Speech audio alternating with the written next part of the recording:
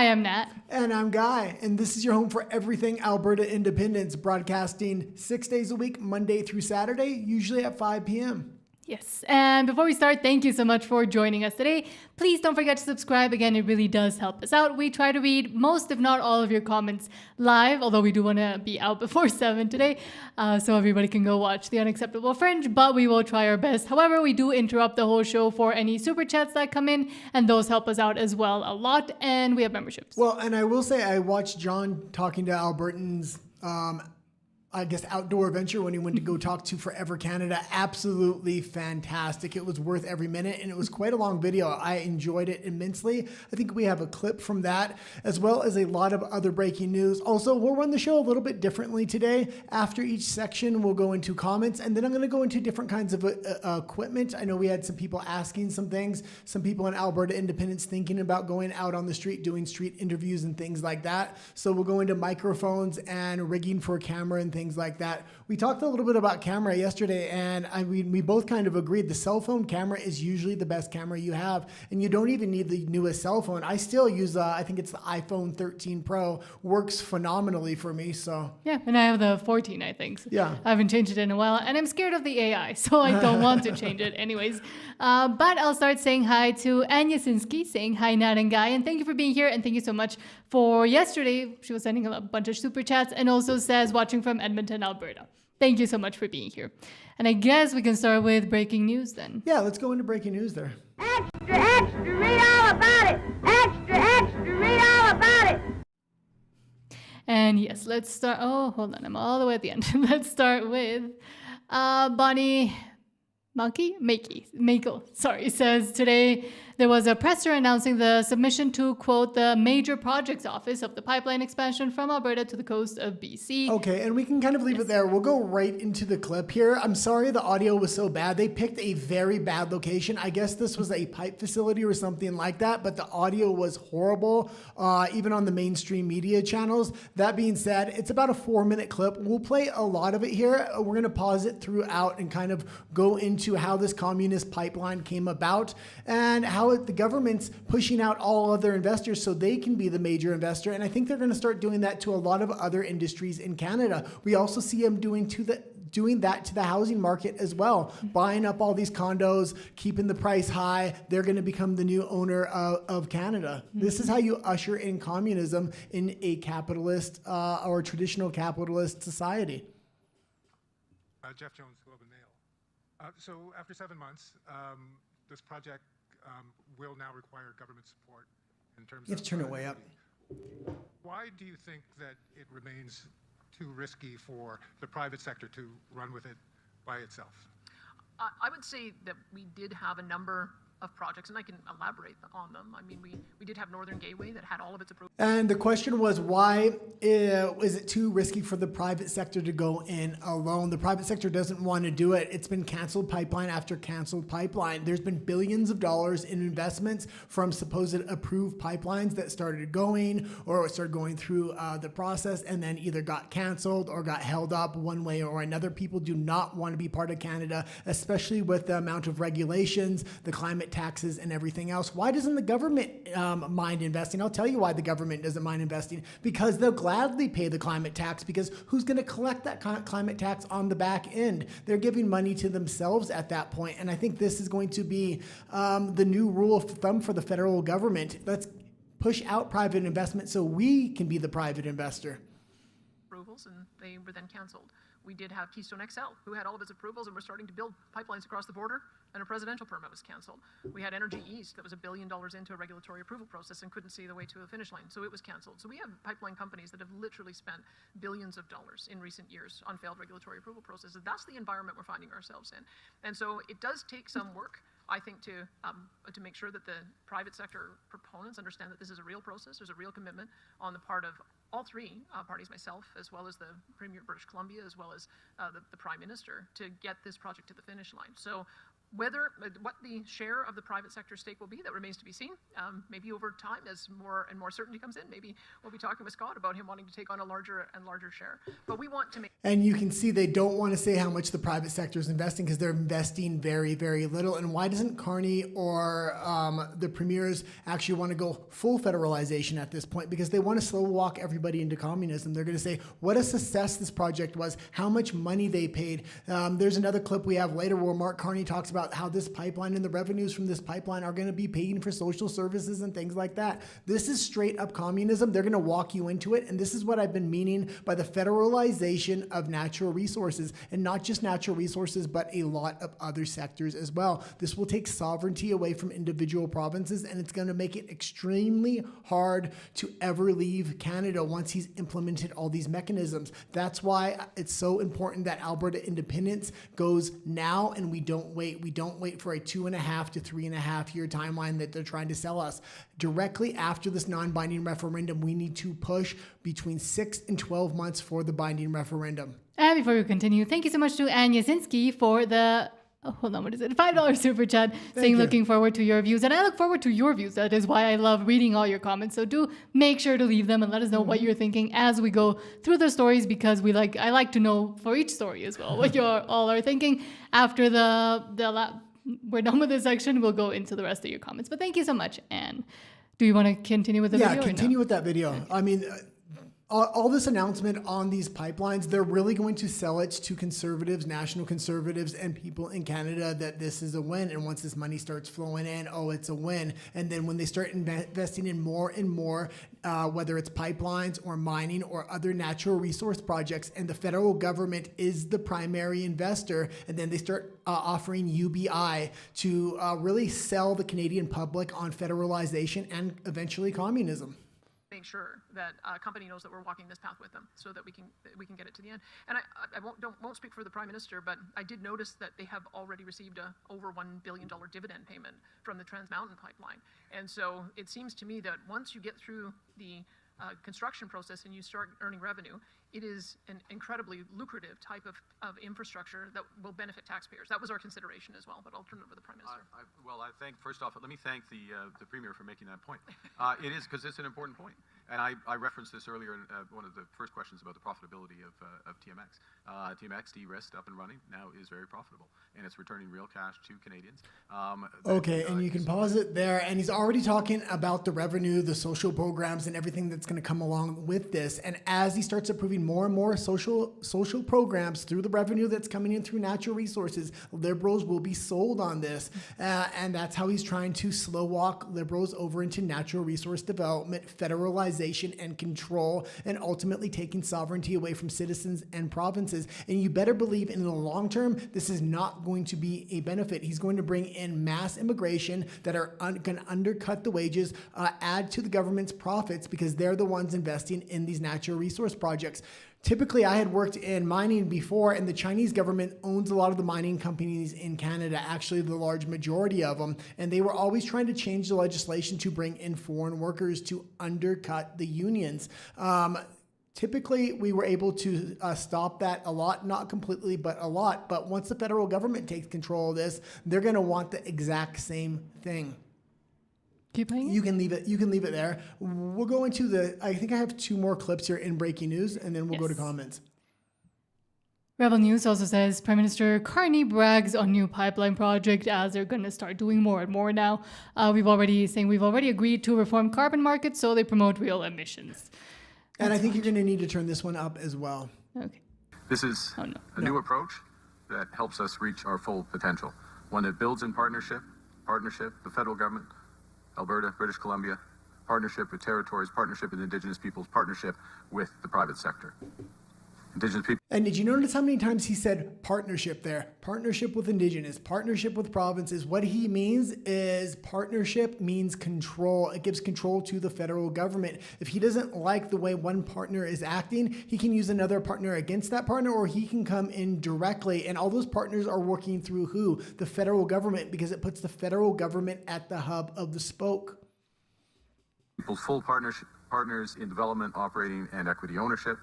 We've agreed at least I think that's what's in the submission that I may get momentarily, that the best route for a new pipeline is one that goes through one that already exists, south through the Trans Mountain Corridor to our Pacific coast, the gateway to the world's fastest growing markets.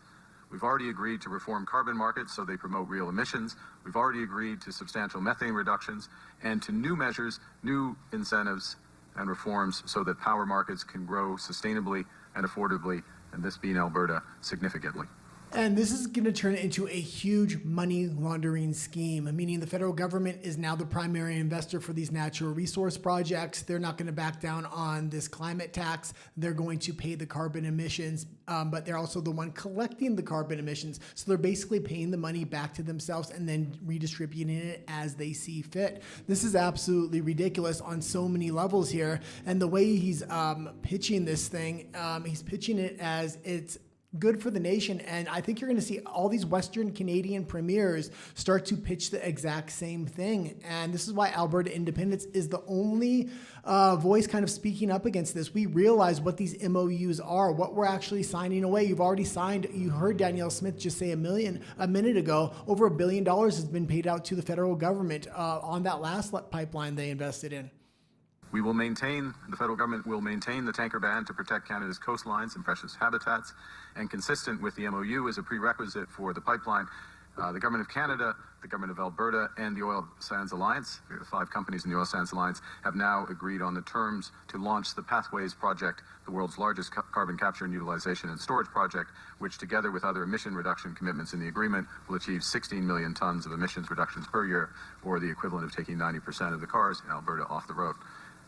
Okay, and you can leave it there. And they're so concerned about carbon emissions. We see them banning, and I think we're going to talk about this a little later, air conditioners and things like that because it takes too much electricity out of the grid. Well, so do electric cars, but they're investing in that. So I guess it's just a matter of preference here. What does the Liberal government actually prefer? And then that's the way they're going to start pushing society here. Mm-hmm. And lastly, hold on. Wealth Move says, quote, Mark Carney's still out here throwing elbows at Washington. There was one other thing I wanted to say there, and he kind of slid it in there. That we decided that the pipeline route is going to go to Vancouver on the existing pipeline route. I worked on that pipeline. It was the Trans Mountain Pipeline. It was much preferably to go to the other port. That is a deep water port where you can ship out massive amounts of oil. Going back into Vancouver along that same route is going to limit the amount of oil that's actually coming out of the ground in Alberta and limit the amount of growth in total. And why does he want to do that if the government is the primary investor? Because he doesn't have all the mechanisms for federalization and control built yet. And he doesn't want to profit too much off of this. Otherwise, he's going to show his hand and people will wake up to what he's actually doing. So he wants to try to slow roll this until everything is built. I'm guessing in the second or third year of his term there. Oh, no, okay. Nat's going to go pick up a package real quick, so I'll keep it going. What I will talk about for a minute, and we talked about it a little bit yesterday because a lot of people were wondering about camera equipment, audio equipment, what do you use, what should I use, what should I buy, things like that. Yesterday we talked a little bit about this DJI Action 4. They have a 5. This is kind of a stationary cam that you can kind of put around your neck, or you have one of these that's on a gimbal. This is a fantastic camera if you're going to carry it around. But a lot of the times you want your hands free. And if you're going to want your hands free, you're going to probably need something like this. And I recommend this even if you're using a phone camera. Basically, you can put it around your neck. There's a little connection piece here. There's a connection piece there. I simply slip that into there, and then my hands would be free. That would also work with this camera. And a lot of people may not have actually seen how to use a cell phone if you're going to go to a protest or something like that. Very often when you're using your phone, let me grab my phone here really quick.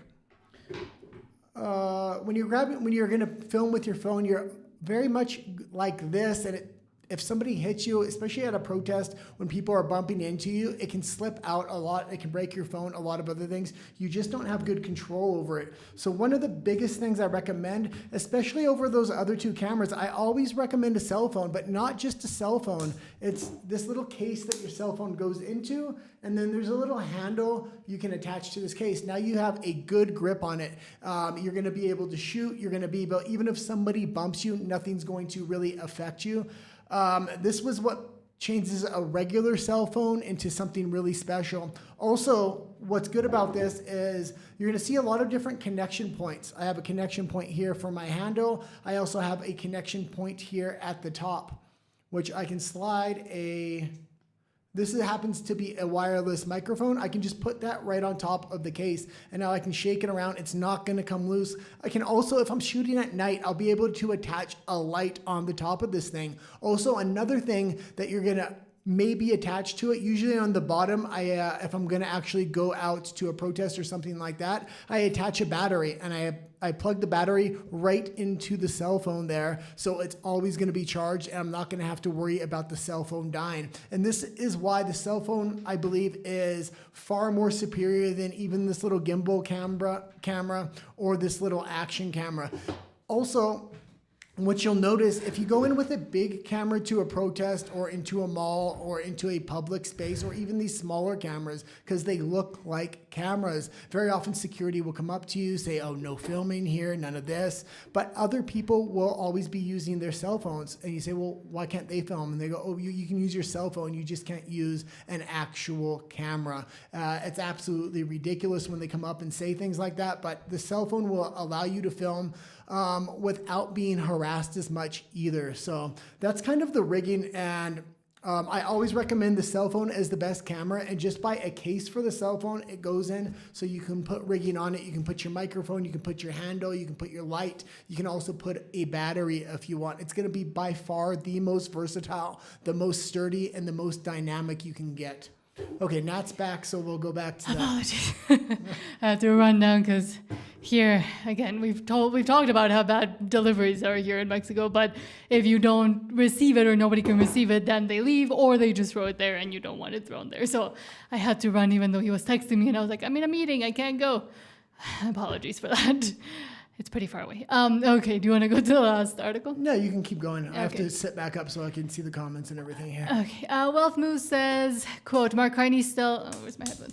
Mark Carney's still out here throwing elbows at Washington. That gets 2018. Meanwhile, Ambassador Hoekstra,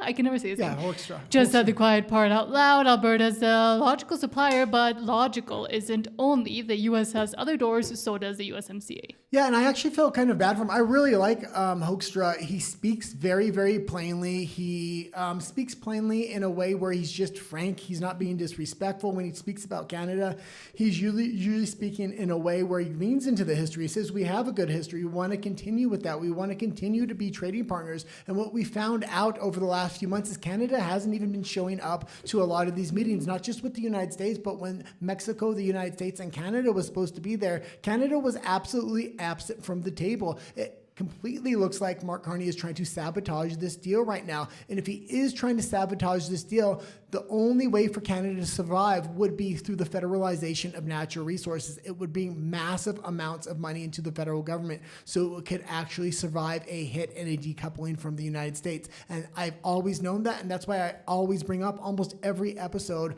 about the federalization of Canada and its natural resources through Mark Carney, and this will lead to communism. Again, Canada is a logical supplier for that. We've got the infrastructure, both in pipelines. We've got the infrastructure and business relationships working together.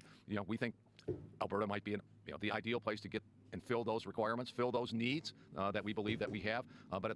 And it's interesting. He said, Alberta may be the place we want to fill those needs. And it's not just oil and natural gas. It's also mining needs and a lot of other things. If Alberta got its independence, the trade relationship between Alberta and the United States would be on a completely other level than what Canada and the United States or even Mexico and the United States are. And you can kind of read into what he's saying. And I've been saying for a long time, I kind of want to reach out to him and ask him direct questions about Alberta. If it got its independence, how does he see the trade relationship moving forward? Because that would give a lot of insight and a lot of confidence to a lot of people that are maybe on the fence in Alberta saying, well, what happens if we're isolated? Well, if you can get some kind of answer from the main trade proponent in the United States that they're looking for a good trade relationship from Alberta. Actually, everything that America typically wants, they want from Alberta, not the rest of Canada. It's Western Canada that they want the natural resources from. They don't really want the manufacturing from Ottawa. Ottawa leverages Western Canada in order to get their manufacturing and their compromises from the U.S. government. At the same time, if we can't strike a deal with Alberta, we will go to other places in the world and we'll find other sources of oil. Again, Yeah, and absolutely fantastic. Every time he talks, I make sure I kind of tune into it. And he's been talking a lot to independent media in Canada as well as mainstream media lately. Yes. But now we'll go into your comments now that I'm back after my marathon run. Sanjali says, hello, Nat and the guy. Hello, and thank you for being here. Pete says, what is the point of a pipeline when the prosperity historically associated with a pipeline is being erased and or stolen? Yeah, the entire point is through I think the Western Premier's eyes, as well as Mark Carney, is going to be the federalization of natural resources. I say it almost every single episode, but it's becoming very obvious right now. While every other content creator was primarily saying, no, Mark Carney is not going to lean into natural resources. He's not going to go that direction. I said completely the opposite. And why? Because Canada is one of the few countries that would be able to pull off a communist transition, but it would have to do it on the back of its natural resources. Stephen Jensen, hello. Stephen says, Bonnie Makel, I hope I'm saying that right, is the provincial lead for Let's Talk Alberta. Obviously, Chris Scott is the president and CEO. Good to know. Fantastic. Thanks for letting us know. Todd says, just got home from bringing a giant 6x12 Alberta flag for east side of Stelter. Should be able to see it from the highway coming into Stelter from the east 40s up. Corner of my dad's business in Stettler. Sorry, I always say that wrong. Well, and big flags are always absolutely fantastic. Here in Mexico, there is a ton of national pride. The government knows that as well. They lean into it very hard and they put massive, massive flags. There's literally multiple flags around the city that are bigger than skyscrapers. I've never seen flags as big as the ones that fly in Mexico. And I'm always impressed when we're just driving by because there's 2 or 3 in the city. And every time you see it, it's just like, wow. Mm-hmm. And when you get really close up to it, the flagpole itself is absolutely massive just to support the weight. Like a building. Yeah. Sanjali says, how about what he said about cars off the road? Well, Carney, I'm guessing. I don't know if he said it there or it's just something he said recently. Yeah, I don't know. So Troglodyte says, but I mean, they've said before that they want to have either all electric vehicles by the target was 2030. I don't think they'll get there, especially not now with their partnership with China when they'll figure out that Chinese cars are not very well made.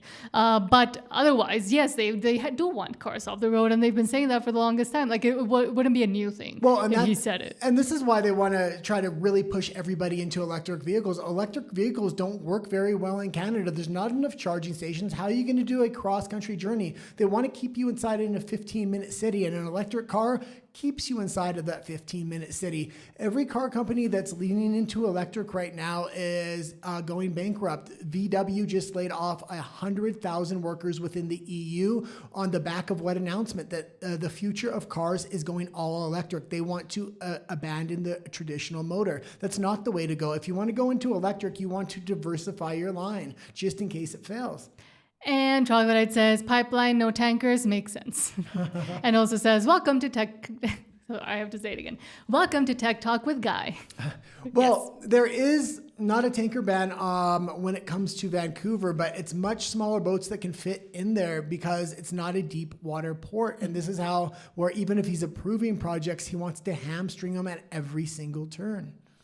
Todd says, Kay, maybe I'll just get a new phone. And Kay's Android, of course, probably another Samsung. And again, when you do get a phone, and if you're updating it so you can film, I mean, it also benefits you having a newer phone in general. Like, you can use it for way more things than just filming, as opposed to a camera. There's a ton of things that you can use the phone for because you can turn the phone into, let's just say you forgot your microphone or something like that. You can turn it into an audio recorder and just do a voice interview there with your phone. And as long as it's halfway decent around there and it's not too loud, the phone audio is going to do absolutely fantastic. You can take notes on it. The amount of things and the versatility of the phone. And I mean, these other cameras, the quality is not any better than the phone at all. And I would recommend, and I used to use Android and everything, everything else, and you're the one I finally went to Apple. But I'm going to tell you what, when it came to video and stuff like that, having a maybe even a little bit older of an Apple phone rather than the newest Android is probably better, because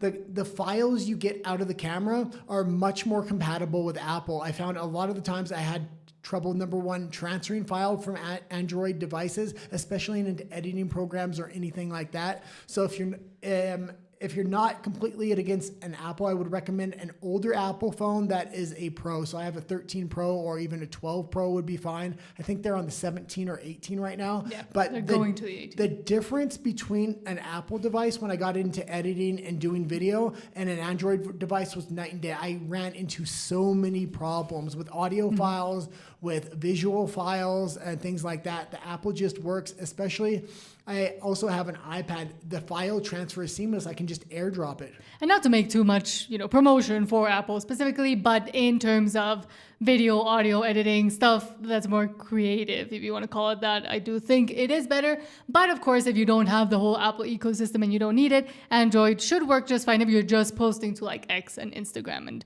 using like TikTok's video editor or YouTube's video editor itself. Yeah, and I will say, when I do recommend devices, like I don't like Apple as a company overall, and I don't like DJI as a company overall, but if you are going to buy some kind of action camera or something like this, the DJI are the most superior in the market because they integrate with the phone seamlessly. Also, if you're going to buy a drone, there's no better drone company than DJI. You're wasting your money if you buy something else. And even though I don't like the company, they make the best product. And as far as phones for video and audio production, Apple is by far and away the best because it just integrates with editing programs and things like that.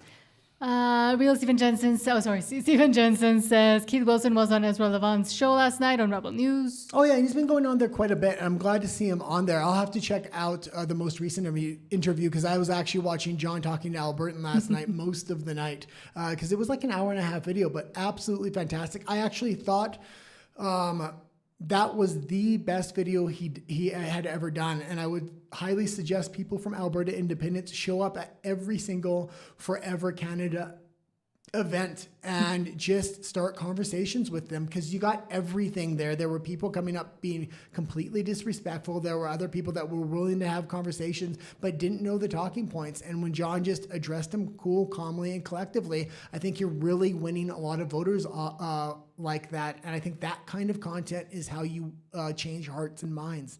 Yes. Todd says, my flagpole is made up of 2 7/8 well tubing to welded together. It's big. Stephen Jensen says, Europe doesn't have enough electricity to run air conditioners. How are they going to run electric cars?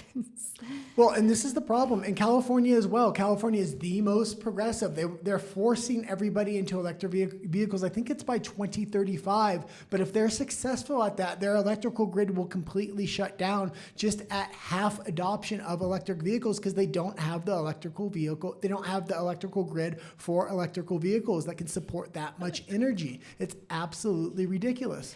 And Todd says, okay, I'll get some Apple training from my kids and get an older Apple. LOL. I want to post to a YouTube channel. And yes, integration, again, might be easier and better with Apple, but it doesn't mean that you can't, if you prefer Android, it doesn't mean that you can't do it. It's just if you're working in a multiple device setup, Apple is better integrated than having to go with the Android Microsoft integration. Yeah, I would say. And Todd says tanker ban equals Alberta independence. And we'll continue reading your comments after the next segment, which is Alberta Stay Free Alberta. Alberta Stay Free. One of those two. Free home Alberta, where the roots run deep and the money trees grow. And let's start with... And we'll kind of go through this section and then I'll talk a little bit about microphones and things like that because you can have bad visual, but if you have bad audio, nobody will really watch your content. And you want easy to use type of microphones and things like that. And again, don't spend a bunch of money on the camera. The cell phone is the best thing you can have. And an older cell phone is going to work just as good as a newer cell phone for the most part. But let's start with Rise of Alberta. Oh, hold on. Before we even get into it, thank you so much, Stephen Jensen, for the $5 super chat saying most phones won't record in true 4K, or has that changed? The Osmo Pocket 4 will. DJI Mini 3 drone took my video at the whistle stop. The problem, you don't, for the most part, you're not going to need 4K, and the iPhone's gonna record in 4K as well. That being said, with the versatility of the phone, meaning you just want to pull it out of your pocket and shoot, because a lot of the time with these action cameras, you're going to press record, you're going to find later, oh, you got home, you might have pressed the button twice, you pressed it once, was it recording, was it not recording? Oh, the microphone wasn't connected to this, so it didn't record. A lot of things can go wrong with these. I mean, we're pretty versatile with them because we use them a lot, but I'll tell you what, I've never missed a shot with the phone, and very often when you're out, something will just happen. So you pull out your phone, you just want to get the shot really quick. Or if you're at a protest as well, you just want something like a phone you can hold very sturdy in your hand, especially when you have a grip like this. Nobody's going to take it from you. Nobody's going to be able to bump it out of your hand as well. But also, I was going to say, with the shooting in 4K, number one, it's not super important. All platforms are going to, especially social media platforms, will condense your video down anyway. So it'll lose quality as it goes. And even when YouTube says it's showing you a video on 4K, for example, it's not true 4K either. Yes, some newer phones are able to use AI in a way or camera tricks essentially to make it 4K without it being really 4K. But you really, unless you're going to be publishing to, I would say, a TV show, you don't really need 4 or 8K. I would even say 1080p is actually works the best for the most people when they're watching something, because a lot of people don't have the full mobile data, or they don't have perfect Wi-Fi that will always be streaming in 4K. So in a way, yes, quality is important, but as you say, audio quality is important, and whatever you're putting in the video is more important than having full HD, 4.8, 4K, blah, blah, blah. Quality, visual quality is not important for Alberta independence. We used to do a lot more cinematic work and things like that, where you're wanting to get 4K because you're doing more of a documentary, something like that. When you're doing interviews on the street, the audio is by far the most important, and as long as you have 1080p for the visual, that is more than good enough. You're really not going to have time to make something cinematic, and you're going to want to use all the auto settings because you're not going to want to miss the shot. The auto settings are going to get you a basic standard that's going to be acceptable for 99% of the people. So when you start trying to get in 4K and get cinematic, it takes more and more time. And for the kind of content that we're shooting, which is pretty much run and gun, not just us, but everybody in Alberta Independence with man on the street type of interviews, the 1080p is going to be absolutely fine, number one. But number two, a phone is a lot less threatening than a big camera, number one. But even one of these cameras, these can look kind of alien to people and things like that. And then they're very aware that they're on camera. With a phone, people are much more comfortable around the phone, even if somebody's kind of pointing it at them. I'm going to go over some microphones at the end of this section. And the bigger microphones can be intimidating to people as well. I noticed when I was interviewing somebody with a bigger microphone, you get a much different interview than with a smaller microphone. And I was going to say, when you're actually there on the street trying to get the last thing you want to be worrying about is the settings. Did I press record properly? Am I going to run out of storage? Because that does happen. And I think my phone at least does say it records in 4K. I never really tried to figure out if it's true 4K or not. But what you're going to run into if you're trying to record everything in super high definition is that you're going to be running out of space, be it storage within your own phone or storage within memory cards. Not even storage. I would say the biggest thing, and as well, why the phone works so great is for framing. The phone has a huge screen on there. Even my professional cameras, the screens are not as big as the phone. A lot of people connect their phones to their professional cameras right now just for the screen. You can always get good framing with these. With these little cameras, often when you get home and you start noticing, oh, it was way tilted to the side, it was cutting off half the guy's face or this or that.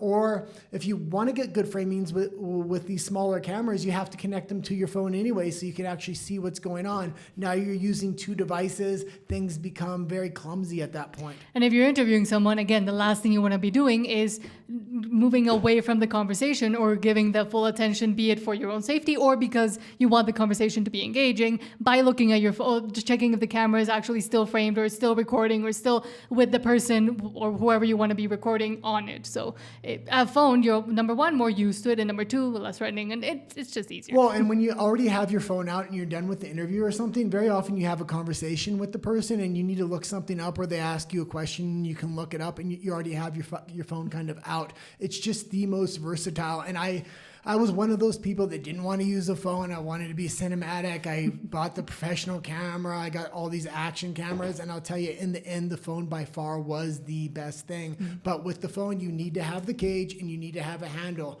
This makes it secure.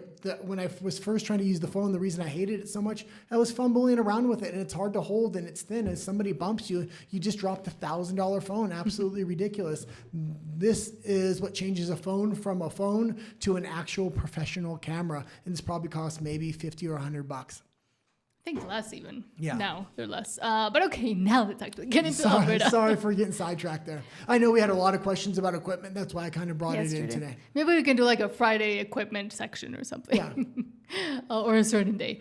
Rise of Alberta says, quote, Keith Wilson in Mirror, Alberta on July 1st saying Alberta should not have to beg Ottawa for permission to create jobs, build pipelines, generate wealth, and secure a future for our children. The path forward is clear. Referendum, independence, prosperity. Yeah, absolutely. And it's good to see Keith Wilson out here at an in-person public event outdoors.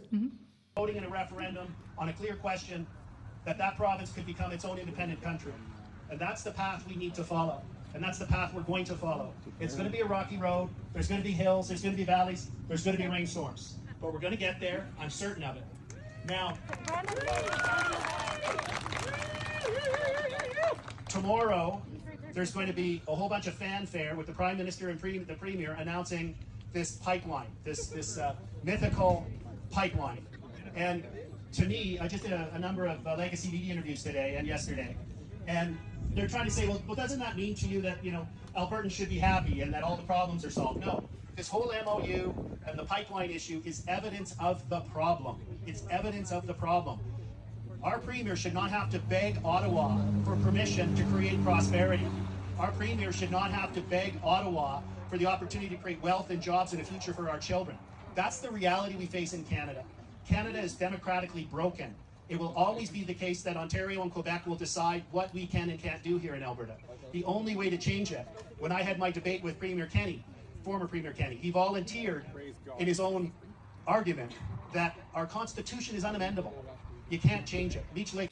Now, I think the pathway is absolutely clear. Do we want freedom or do we want communism at this point? And we might not be all the way into communism, but we're far along the path. Trudeau was slightly nudging us down that path. Mark Carney is punching Canada in the face and dragging him by the hair down this path, and he is going to accomplish that. Those mechanisms are completely built, and even if he doesn't accomplish it, he's going to leave Canada in absolute ruins. We want to bail before any of those two things happen. Alberta has that opportunity with a critical mass of voters that will vote for freedom, that will vote for Western values.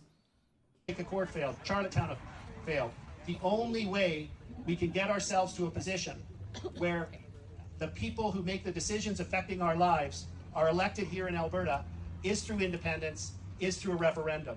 That's the pathway. It's viable and it's real. And just to make a point there, the footage wasn't perfect. It was a little grainy. It was a little shadowy. But what we're looking for is what Keith is saying and not for a perfect 4K video. And it was clear. We could still hear what he was saying. So yeah, absolutely. Just as an example. Because if you're going to make something cinematic, you would have planned to go out there. When's Keith going to go on stage? You would have had a tripod. You would have, where's the sun coming from? There's a lot of things that go into it to make it look cinematic. That's not what we need. It gives it a level of authenticity. It's just a run and gun. It was there, and it's going to get out through social media. True. Speaking of, John Alberta Patriot says, quote, at the Forever Canada rally in Red Deer, one of Thomas Okazik's people followed me through the crowd and said he was there to protect me. I wasn't sure how to take that, so we joked about it a little. Okay, and you can leave it there. We can go to the bottom, and I watched this whole hour-and-a-half video, and even if you just go watch the first, I think, 3 minutes, he did a montage of all the best moments, and it was absolutely fantastic, and that's why I sat through the whole hour-and-a-half, because the amount of moments and clips he got from this thing are fantastic. Now, this wasn't the best clip, but he hasn't released a lot of clips yet. I'm expecting over the next few days, because this video was absolutely packed. If you only watch one video from John talking to Albertans, this would be the video. One of our viewers said, oh, get a bowl of popcorn when you sit down to watch this, and that was absolutely the truth. Sorry. Are you my minder? Okay, well, I'm really protecting you. I appreciate that. That's what I'm doing. I appreciate that. You think they're going to tear me apart? No, not if, no. Not if I'm standing beside you. Yeah, well, I agree with you, actually. I've sit out on the street, and I've met some Forever Canadians a bunch of times. They always swear at me, and they always try to attack me. There was an incident in Edmonton where they ripped a flag off the guy. You saw that? What do you think of that? Oh, he almost got hit by a car. Oh, that was brutal. Absolutely brutal. Do you think that guy should be in jail? Yeah. Yeah. I mean, I don't... If I did that to you, I should go to jail. Is that for real, or was that AI? I don't know. No. Please don't start that as a rumor. I don't know. It's definitely real. It looked very genuine. Yeah. I know the guy, and I'm actually scheduled to have him on my YouTube channel, and so he's going to give an interview. Who the other guy was? No, I don't know. The protester? I don't know. I hope the police can find him. Because he's not, I don't think... I looked, and he doesn't look like one of ours, but I don't know all of us. Well, and you know what, though? My opinion actually is that if we're going to...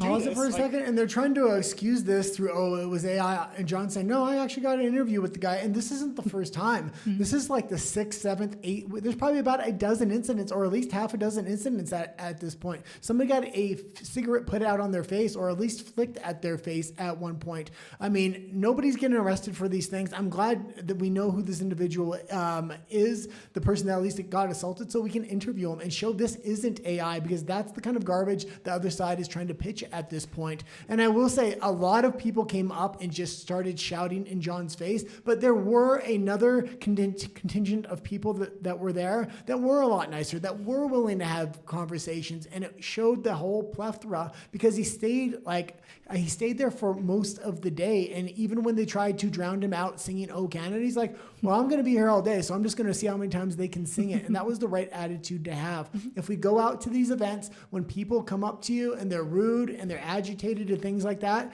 take John as an example. His attitude is the right attitude to have, because this video is a win for Alberta independence and a loss for the nationalists and Forever Canada. And also not going down to their level, and not, even though you're being provoked, not stooping down to that level and keeping that calm head and that reminding yourself that you're also representing Alberta independence, so might as well just stay calm. Yeah. Do you want to keep watching it? No, that's good for here. I'll just say these people, no, obviously not John talking to Albertans, but these Forever Canadian people are so cringy. Why do we want to stay in a country with them? Alberta Prosperity. Well, it's not even that they're cringy, because it was very interesting when John was actually asking these questions. He's like, why do you think we want to leave, or why do you want to stay? And just very simple questions they had. They either had no answer, or they had very dumbed down answers where they haven't thought it all the way through about second and third wave implications to a lot of the things they're saying, or the road that they're kind of going down. Well, and I will say a lot of the true answers for them, I'm sure, would be because I've been told that's what I should do. Well, he was asking also about the Canadian pension plan. And he said, well, shouldn't we just bring it back to Alberta even if we're not going to leave Canada? And they said, well, no, we still want to have a Canadian pension plan, but we can have an Albertan one too. And it was obviously older people. It's not going to work with two pension plans, number one. Why don't we bring the pension back to Alberta, so maybe we can keep more of the money that we're giving away, because it gives us more control. And even if we have to send in the same amount of remittance payments, at least that money will stay in Albertan banks, which will make Alberta more prosperous overall rather than Ottawa. I was going to say my diatribe about pension plans in general, but I won't, because it'll take too long. But Alberta Prosperity Project says, quote, this Quebec member of parliament says Alberta doesn't have a culture. Who thinks he's got that wrong? Let's watch him. For a long time, we've been talking about trying to separate from Canada. Now we're seeing that out in Alberta. For the people in Alberta who want to separate, do you have any tips for them on how to Our success so far, it does not place me in a position to give them tips about what to do, but I could give them tips about what not to do. Not now. The first idea is to define oneself as a nation. Therefore, it requires a culture of their own. And I am not certain that oil and gas qualify to define a culture. But it's theirs to decide if they want to vindicate the right to self-determination. Would never interfere in that. It belongs to them. I would like us to be the first to do so. And he said, I'd like us to go first. That being said, I will say this, it angered me at first, but then I started thinking about it, and I'm like, you know what? He might be right at a certain aspect. Meaning, we're not willing to give up that Canadian culture right now. A lot of Alberta independence not willing to say, I'm Albertan. I'm no longer Canadian. I want to vote for Alberta's future. Alberta is the country I want to be part of, not Canada. They're trying to walk a double line here, saying, no, I'm Canadian, but I'm still Albertan. We have to sell Alberta to the people, I believe. We're really trying to have one foot in, one foot out. Alberta is the way to go. Alberta does have a culture. And the problem is Canada is trying to kill and erase its own culture. And a lot of those aspects Alberta actually identifies with, but it sees it as Canadian culture. And that's why it kind of has one foot in, one foot out. And this is what I talk about Alberta getting a little bit harder of an edge. Sell Alberta as its own nation, as the future, and sell what is wrong with Canada. The direction they are going, the path that they are going down is not going to lead to anything good. They're erasing their own culture. Alberta wants to save Western culture and Western values at this point. Save what built Canada, which now they are fully destroying. But Mark Nixon says, quote, liar, liar, there was not one truthful thing said by David Eby, as there never is. Let's listen to David Eby. And I put this clip in here, and their plan is becoming very obvious. They're federalizing natural resources, so the government is the investor. The government is paying the taxes and then paying it back to itself. This is a communist scheme to federalize natural resources, but they're also doing it in the housing sector. You will own nothing and you will be happy is something they're trying to implement. Will they pull it off by 2030? I don't know. But by 2035, staying steady on this path, and I don't see how conservatives get into power with hundreds of thousands of conservatives leaving every year. They've lost that critical mass. Alberta has a chance to say, no, we don't want to go down that path. We don't want social housing for the entire country. And that's what they're trying to build here. A lot of people, politicians and pundits from across the political spectrum have labeled this a condo bailout. And so, you've had some time to iron out some more of the details. So I'm wondering what benefits, if any, would be seen by developers? Thanks, I'll take this one. You're hearing directly from developers that this is not what they asked for, and it is not, from their perspective, a bailout. When you buy something that's on liquidation, you don't say to yourself, I'm supporting a bailout for the store. This is an opportunity for us to recognize the reality. Rewind it about 10 seconds and let's watch Mark Carney's face here. Yeah, that's good. That's on liquidation. You don't say to yourself, I'm supporting a bailout for the store. This is an opportunity for us to recognize the reality that people can't wait for housing. We can buy housing at below our construction cost and make it available affordably. And if we don't do it, someone else will do it, large private sector investors, and make them available for rent for profit and then flip them. These condos will be purchased.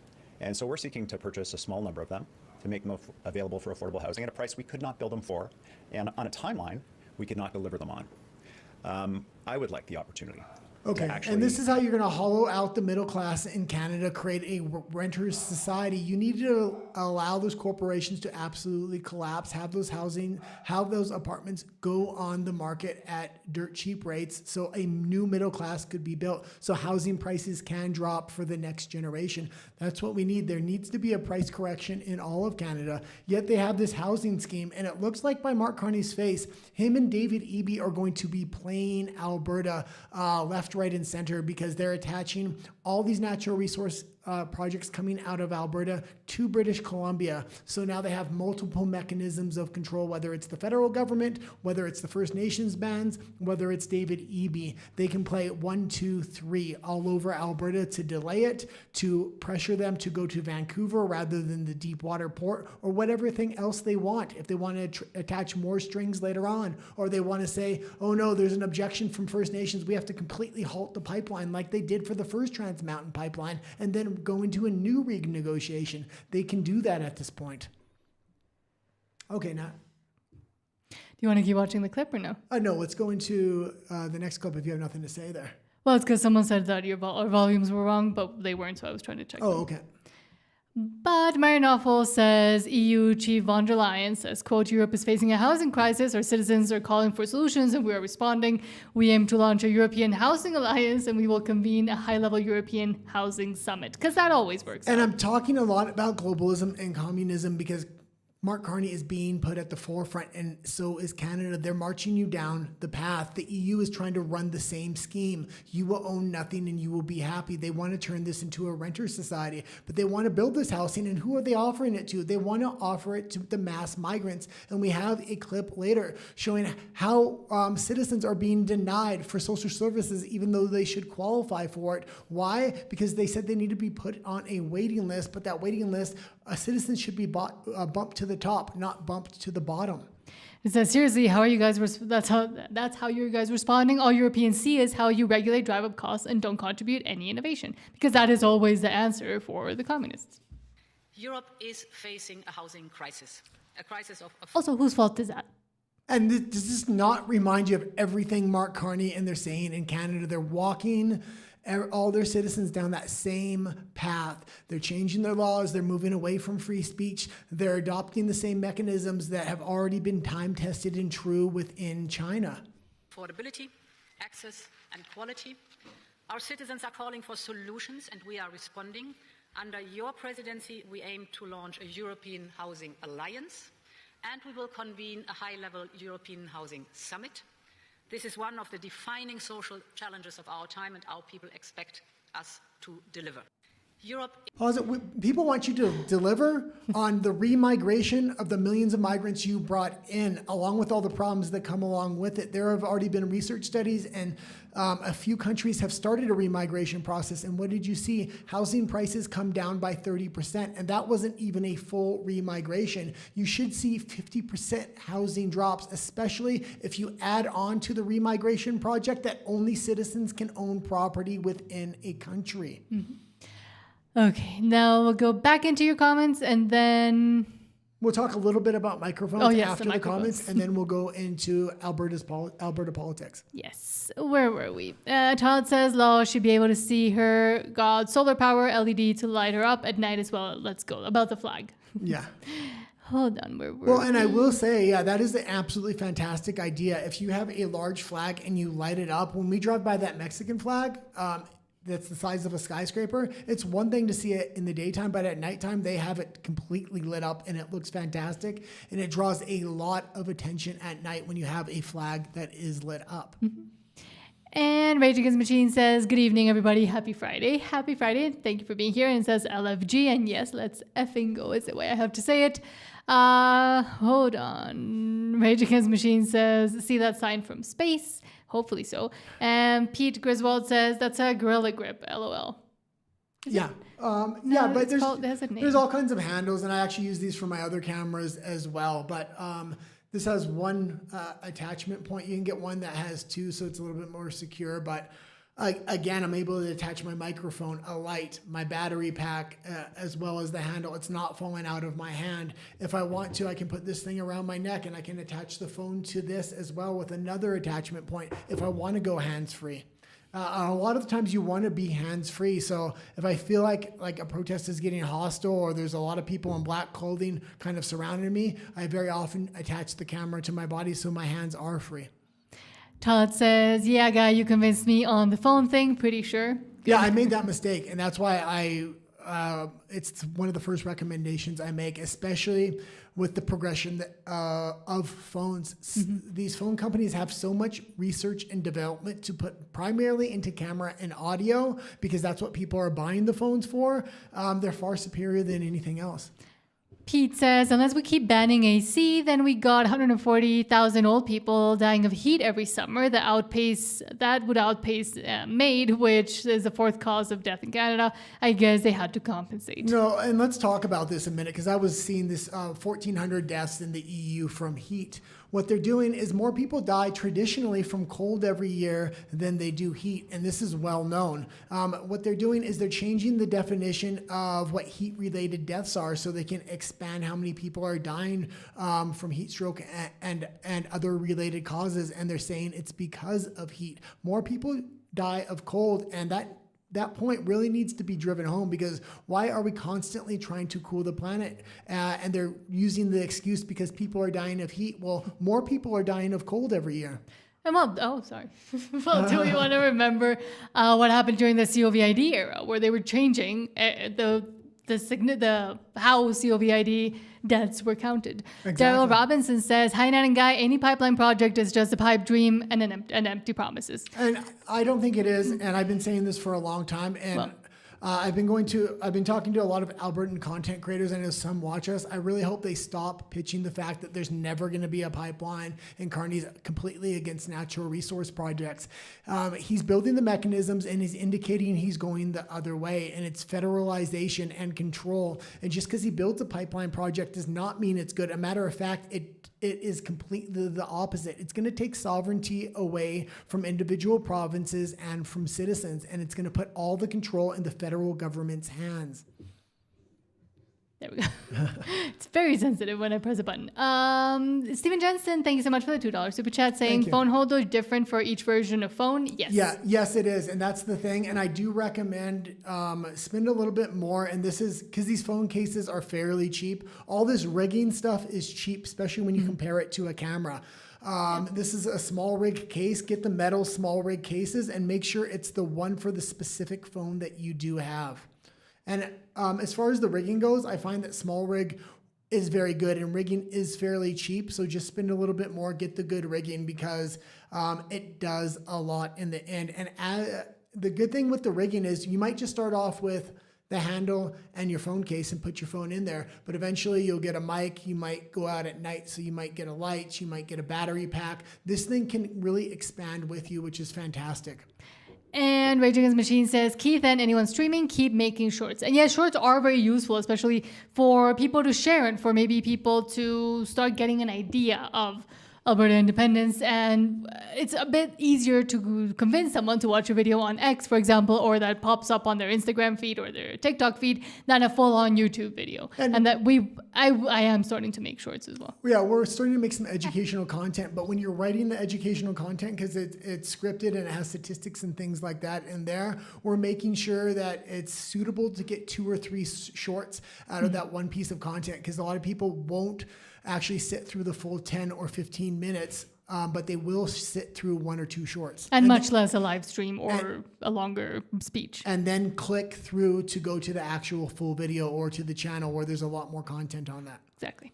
Dollar Robinson says, John is greatest. He's the bravest patriot. Let's go Alberta. Well, and he's really an example of how anybody can do it. Just grab your phone and go out there. Mm-hmm. Pete says, yeah, Canada has TDS, Trump Derangement Syndrome, which is mental illness on the same base as depression. Both are not in the Great Medical Journal, just to be real. I agree with you. Yeah, and if Mark Carney really leans into federalization and he's the funder of all these natural resources, he's going to build up Western Canada like we need to stay together. We need Canada united. You're going to save Canada. The federal government's going to invest in these natural resources. That's called communism. But at the same time he does that, he's going to put his elbows up and he's going to lean against Trump. And that's why I really believe he's trying to sabotage this USMCA, because if it does get canceled, you're going to see him approve a lot of natural resource projects and really lean hard into communism, take that really hard turn. There's enough money there for Canada to do it if they lean into the natural resource sector. Mm-hmm. This is only the beginning. He's already built the mechanisms.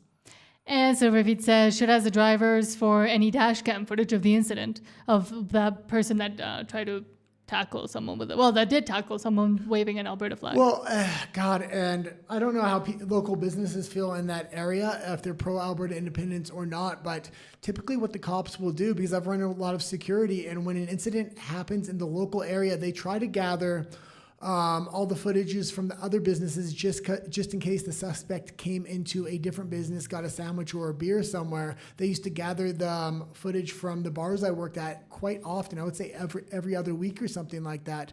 If the cops aren't going to do it, maybe we need to go ask business owners for that, because I just don't know if the cops are going to do their job on this one. And we know, for example, when something similar happened, well, not similar, but when something happened to Billboard Chris and he needed a bunch of that footage, the police essentially said, no, we couldn't find any. And then he actually found it himself by asking business owners around there. But Todd, thank you so much for the $5 super chat saying, thanks for all the tips, guys. Got it. Gonna make a plan here.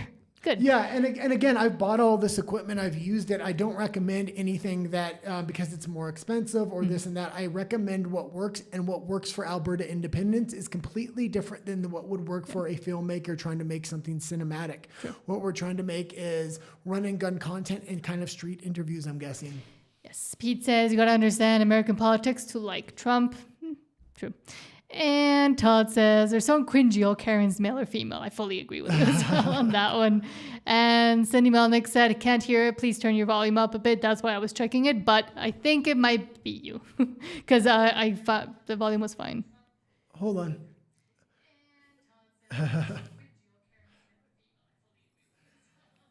Volume was fine. Because I can see the levels on here. Yeah, but I'm just checking. But I'm hearing you talk, but I'm waiting for me to talk. Here we go. My volume's a little bit lower, but I'll fix that for tomorrow's show. Right now, it's close enough that I'm just going to kind of run with it. And Stephen Jensen says, thank you so much for the $2 super chat. Says, I'm uploading some individual speeches at the Whistle Stop. Great. And look forward to, and we're subscribed to your channel, so we'll be able to see them as well. We did get your drone footage. It was too close to the beginning of yesterday's show, and I forgot to bring it into today's show. I said I would. I completely forgot to do it. So we are on tomorrow, and I'll make sure I don't forget that, because they did a tribute to Chris Scott, which was absolutely fantastic, and they had a ton of drone footage from that as well. Phil Vespa, hello, and thank you for being here. Says, sorry I'm late. 1-1 Argentina and Cape Verde. I know, after 90 minutes. This is an important lesson for Alberta independence. Believe and anything is possible. And I'm just kind of glancing. My phone gives me the updates, but let me know what happens. And I'm sure I do want to watch it afterwards, because it sounds like it was pretty much insane. And yes, Silverfeet, thank you so much, says for Nat. Argentina won, Cape Verde won full time. I mean, it must mean that Cape Verde is actually good. And that's what I was saying also with the example of the Mexican national team, that they have been training in just essentially being friends and training and doing a lot of friendship exercises. And I think that's what's taken them pretty far. So again, another lesson for Alberta independence from the World Cup.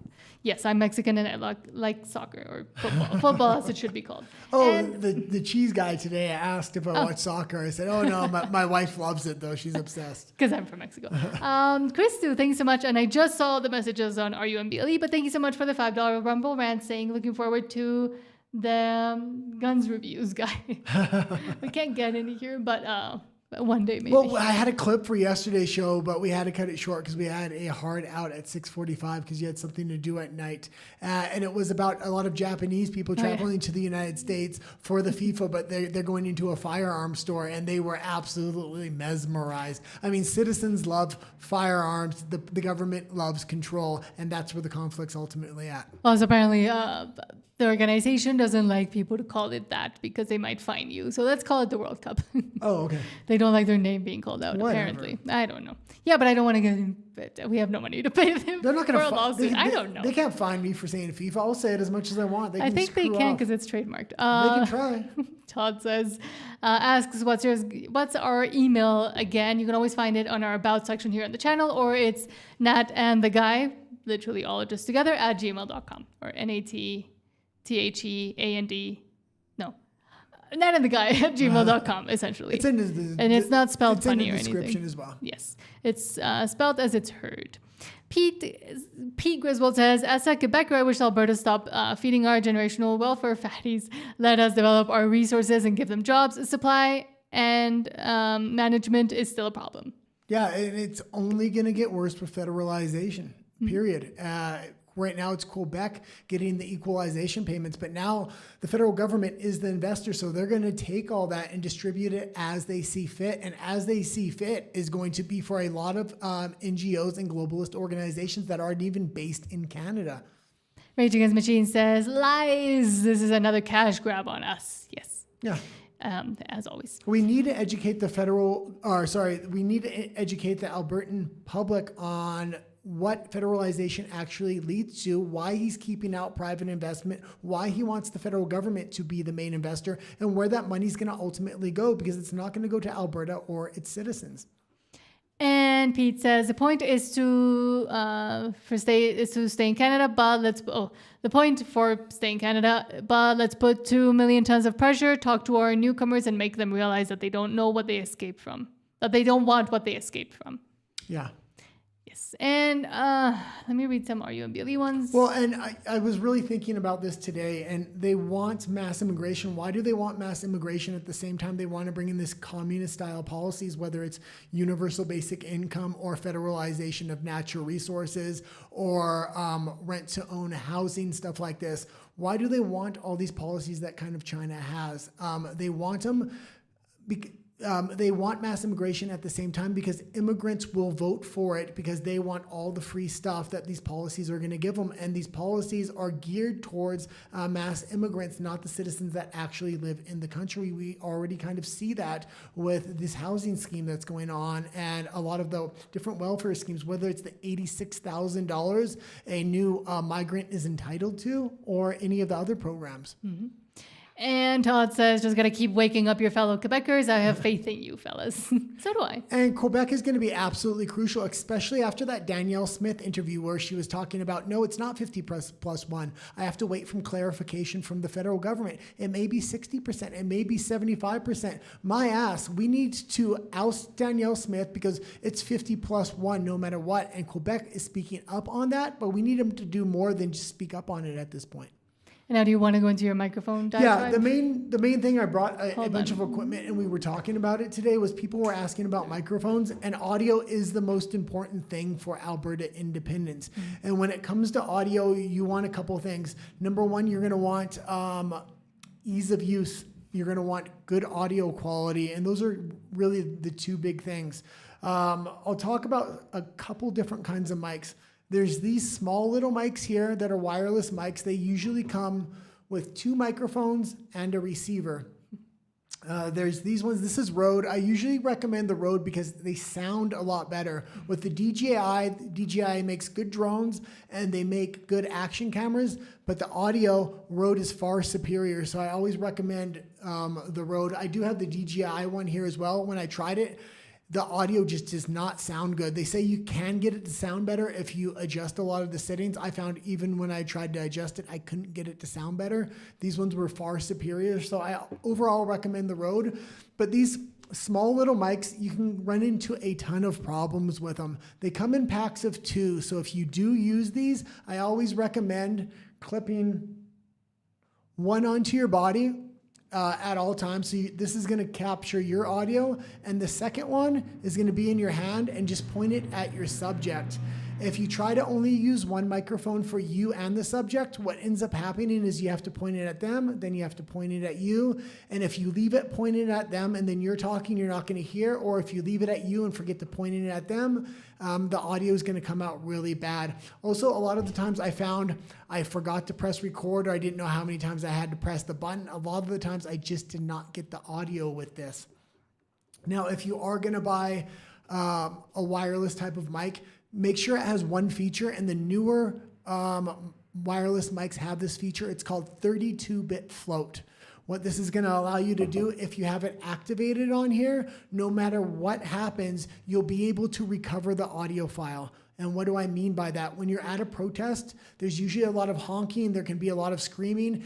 The sound quality is going to clip, meaning you can't actually hear what's going on because things are too loud. But if the microphone has a 32-bit float built in and it's activated, you'll always have audio that's recoverable when you go to edit it or something like that. You usually won't have to edit it unless you get sound clipping and things like that. What I do recommend though is this microphone here. This was by far the best microphone I ever had, especially for the things that they're doing with Alberta independence. This is called the Rode Interview Pro. And with this thing, you don't have to point it at your subject and point it at you. If I'm interviewing, this also has a 32-bit float built in, and it turns green when you press the button, so you always know you're recording. And what I tend to do with this one, because it has so much space, it records up to 40 hours. I just leave it recording the entire time. Then when I get home, I can put it into my editing program, and the editing program takes out all the empty space, and I'm just left with the interviews. This is by far the easiest to use microphone. It has the best sound quality, and it's actually the same price as these. And for what we're doing in Alberta Independence, which is primarily interviews on the street, this is going to be the easiest to use. It's not going to fail, and it just works. It also has Bluetooth, so you can connect it directly to your phone if you want. So you don't have to link up the audio file and the visual file later. So Nat uses this a lot, and we've been really, really impressed with this thing. Now, if you do buy one of these little microphones, you can get something like this, which is a little mic head, and then you plug the little thing in here, and then you put the top back on. Again, this doesn't work very well. Why? Because every time I want to start the mic, I got to pull this off, press record, put this back on. And when there's a lot of people around you and there's a lot of hectic things going on, I just don't like these as much. This just works every time. It's easy to use. It stays in my hand. Nobody's going to really be able to take it as well. So this is called the Rode Interview Pro. As far as these little wireless mics go, I do recommend the Rode Wireless Pro, not the Rode Wireless Go. The Pro has the 32-bit float on it, which means you'll always be able to recover your audio file. So that's kind of what I recommend for mics overall. And all this stuff will hook up to a phone or any kind of camera you usually have for the most part. Yes. But again, this is also why I recommend the phone, because the phones are very easy to hook microphones up to, where some of these other cameras, it's a lot more complex to hook them up. It doesn't work every single time without fail. Okay, now should we go into Alberta politics? Yeah. Okay, hopefully it's this button. He doesn't discuss federal politics. He only concerns himself with Alberta's independence. And let's start with, hold on. Oh, there we go. Yes, it is that one. Rebel News says, Premier Smith details the work that went into securing a pipeline agreement with Prime Minister Carney, essentially just getting on her knees, in my opinion. Well, let's watch her say it herself. Broadly, can you just talk a bit about the negotiations with the federal government and the change of tone as well that led, and you mentioned, for scrapping the electricity regs, but also, of course, the pipeline route. And if you can talk a bit about compromise and these negotiations went the last few months. Thank you. Well, I can speak generally about it. I saw the Prime Minister's video a couple of days ago, and I think he explained his own thinking about why it is that he's taking a departure from the terrible policies that were in place by his predecessors since 2015. And I think this is an example that when we're moving into a world where affordability is a major issue. And let's pause this. This is not a departure. All those climate regulations, the carbon taxes and everything else are still in there, and that prevents private industry from investing in Canada. And why does the federal government want this? Because they want to be the primary investor. They want to pay the carbon taxes and then pay it back to themselves. It's a huge money laundering scheme, number one. It keeps private investment out, and it's the main mechanism they're going to have have in place in order to get control of all all natural resource projects in Canada. And I think that's the ultimate goal of the federal government at this point. Where energy underpins the cost of everything, and where consumers are feeling the pinch of it, you have to respond to that. And that was one of the things that we've been advocating for 3.5 years, especially when in this particular announcement, when it comes to electricity. Our market here is 90% of our baseload power comes from natural gas. I mean, solar and wind are able to lend a hand from time to time, but we phased out of coal onto natural gas, and then the federal government's approach would have had to phase us out of natural gas within 10 years. It was putting us in an incredible crisis situation, not only to be able to support our consumers currently, but also have future growth. So what I've observed is that in the past 2 years, because of the increasing demands for AI data centers, there's an impossibility of trying to maintain the old net zero power regs. Okay, and do you think when these AI data centers come online and they're taking up a ton of electricity, that Mark Carney, who's already been putting his boot on the neck of all Canadians with carbon taxes and everything else, is going to give massive amounts of energy to the public for cheap, or he's going to give it to the corporations, the AI data centers, and the government? A lot of these policies that are hurting Canadians, yeah, he's going to invest in natural resources, but he's going to have complete power and control over a lot of the economic prosperity that's coming in, not the Canadian people. He's still going to be trying to charge Canadians a carbon tax. He's going to bring it back in. Do you want to go back to the video? Or? No, that's good. We can go to the next story if you want. Next story is from Sheila Can Read. Rebel News says the CRA shows records. CRA records show temporary residents received $1.35 billion in child benefits over 4 years. So come to Canada and or to Alberta. Housing benefits, child benefits, medical benefits, superior to citizens in every way, shape, or form. Housing now they want to give to immigrants before citizens as well. They're buying up these condos. I'm sure they're going to be going to immigrants. They already talked about that scheme. We kind of showed that clip as well. It's going to be rent to buy for immigrants, which is absolutely ridiculous. But when immigrants are getting all these free things, they're going to be willing to vote for these communist policies where citizens might just see through Mark Carney, realize what he's trying to actually usher in here and not vote for it. That's why he needs a new voter bloc. If temporary residents are temporary, why are taxpayers spending hundreds of millions of dollars every year supporting them through programs originally sold to Canadians as support for Canadian families? Nobody voted for a system where temporary migration becomes permanent access to taxpayer-funded benefits. Nobody voted for a system where the federal government imports labor to suppress wages while asking taxpayers to subsidize the cost of raising those workers' children. And nobody voted for a system where the number of temporary residents grows so large that they receive more child benefit money than legitimate refugees. The government constantly talks about the economic benefits of mass migration.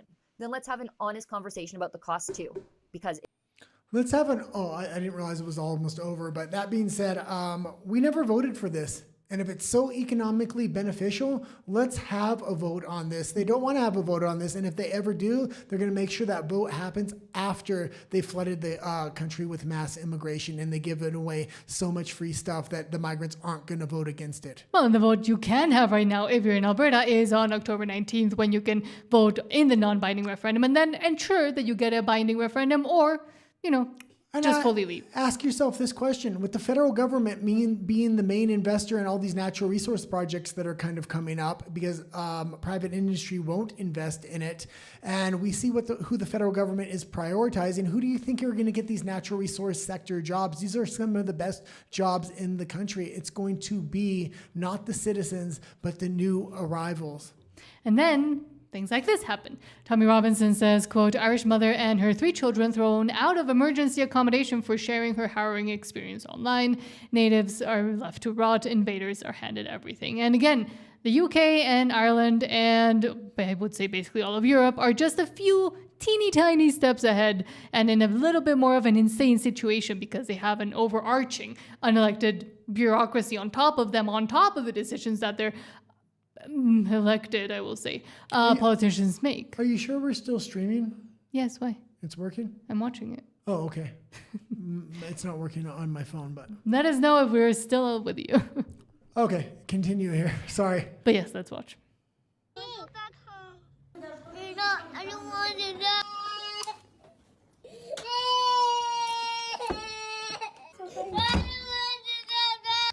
And you're gonna need to read it, especially at the end when it comes up, the last thing.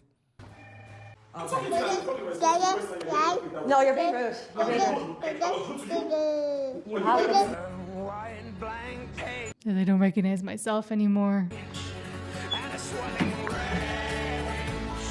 Breakfast is the most important meal of the day, so it's eat here or the bed.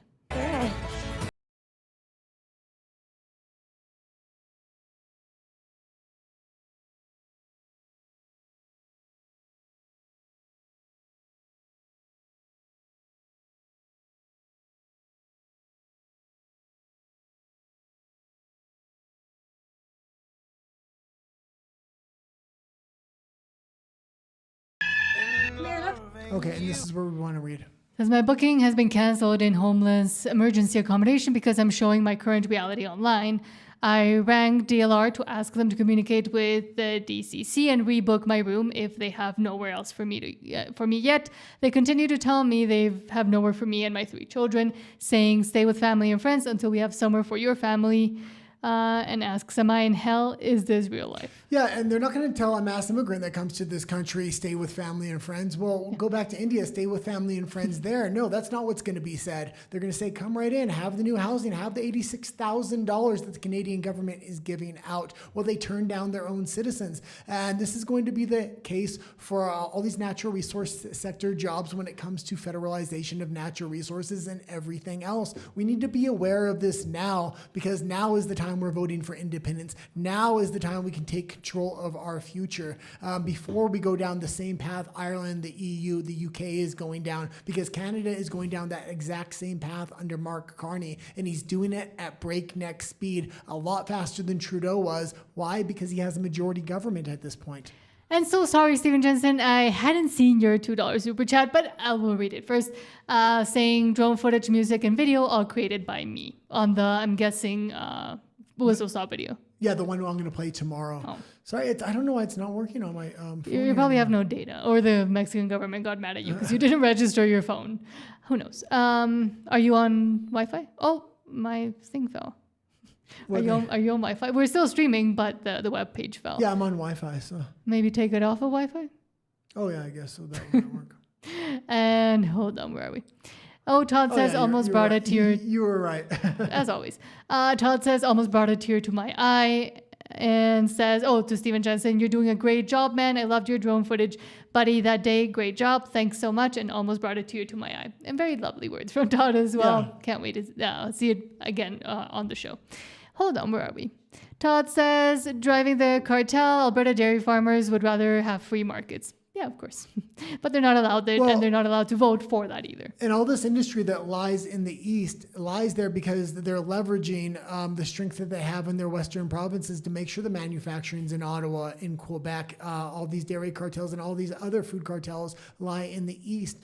If Alberta can gain its independence, once it gains its independence, all those sectors are going to pop up in Alberta. Mm-hmm. And Todd says, yeah, guy, you're doing it live. Sometimes that is an issue, especially for the guy. But you're the one running to get your packages today. Well, because otherwise they throw them outside and then they disappear by the time we're done with the live. This is insane. I just saw Cape Verde just scored. They're 2-2 right now in extra time. Sorry. Okay, let's continue to go here. Well, I know Silverfeet and some other people are watching the game too, so I should be a soccer commentator, football commentator. Todd says, all day entertainment, LOL, just make sure they don't hurt themselves and feed them. Oh, for kids. Okay, so somebody was talking about kids. And Chris Calgary says, I fear it's way too late for Canada. What a liberal train wreck. Yeah. And literal train wreck as well. Yeah, and I think that's the big thing. Like, we need to point out and we need to really push into. It's not just Ottawa, it's all of Canada. All these premiers, they're working hand in foot with Mark Carney right now in every way, shape, or form. They're just going along, and they're going to drive all of Canada off of that cliff. Mm-hmm. And the people that would have voted for change in Canada are already leaving en masse. It was National Conservatives moving to the United States for work or to save money in retirement with their CPP and moving to Mexico and places like this. You're losing that critical mass you needed in Canada. Alberta has that right now, and we have it in spades. And this is why we need to push for that binding referendum. Pete Griswold says the Bloc is the actual milk cartel. Rage Against Machine says, beware the age in which virtue is defined by those who benefit from its distortion. Very nice quote. I want to know who it's from though. And Pete says Quebec needs to evolve. And no, I don't mean that that woke Montreal studio they keep killing games. Cows, I'm guessing.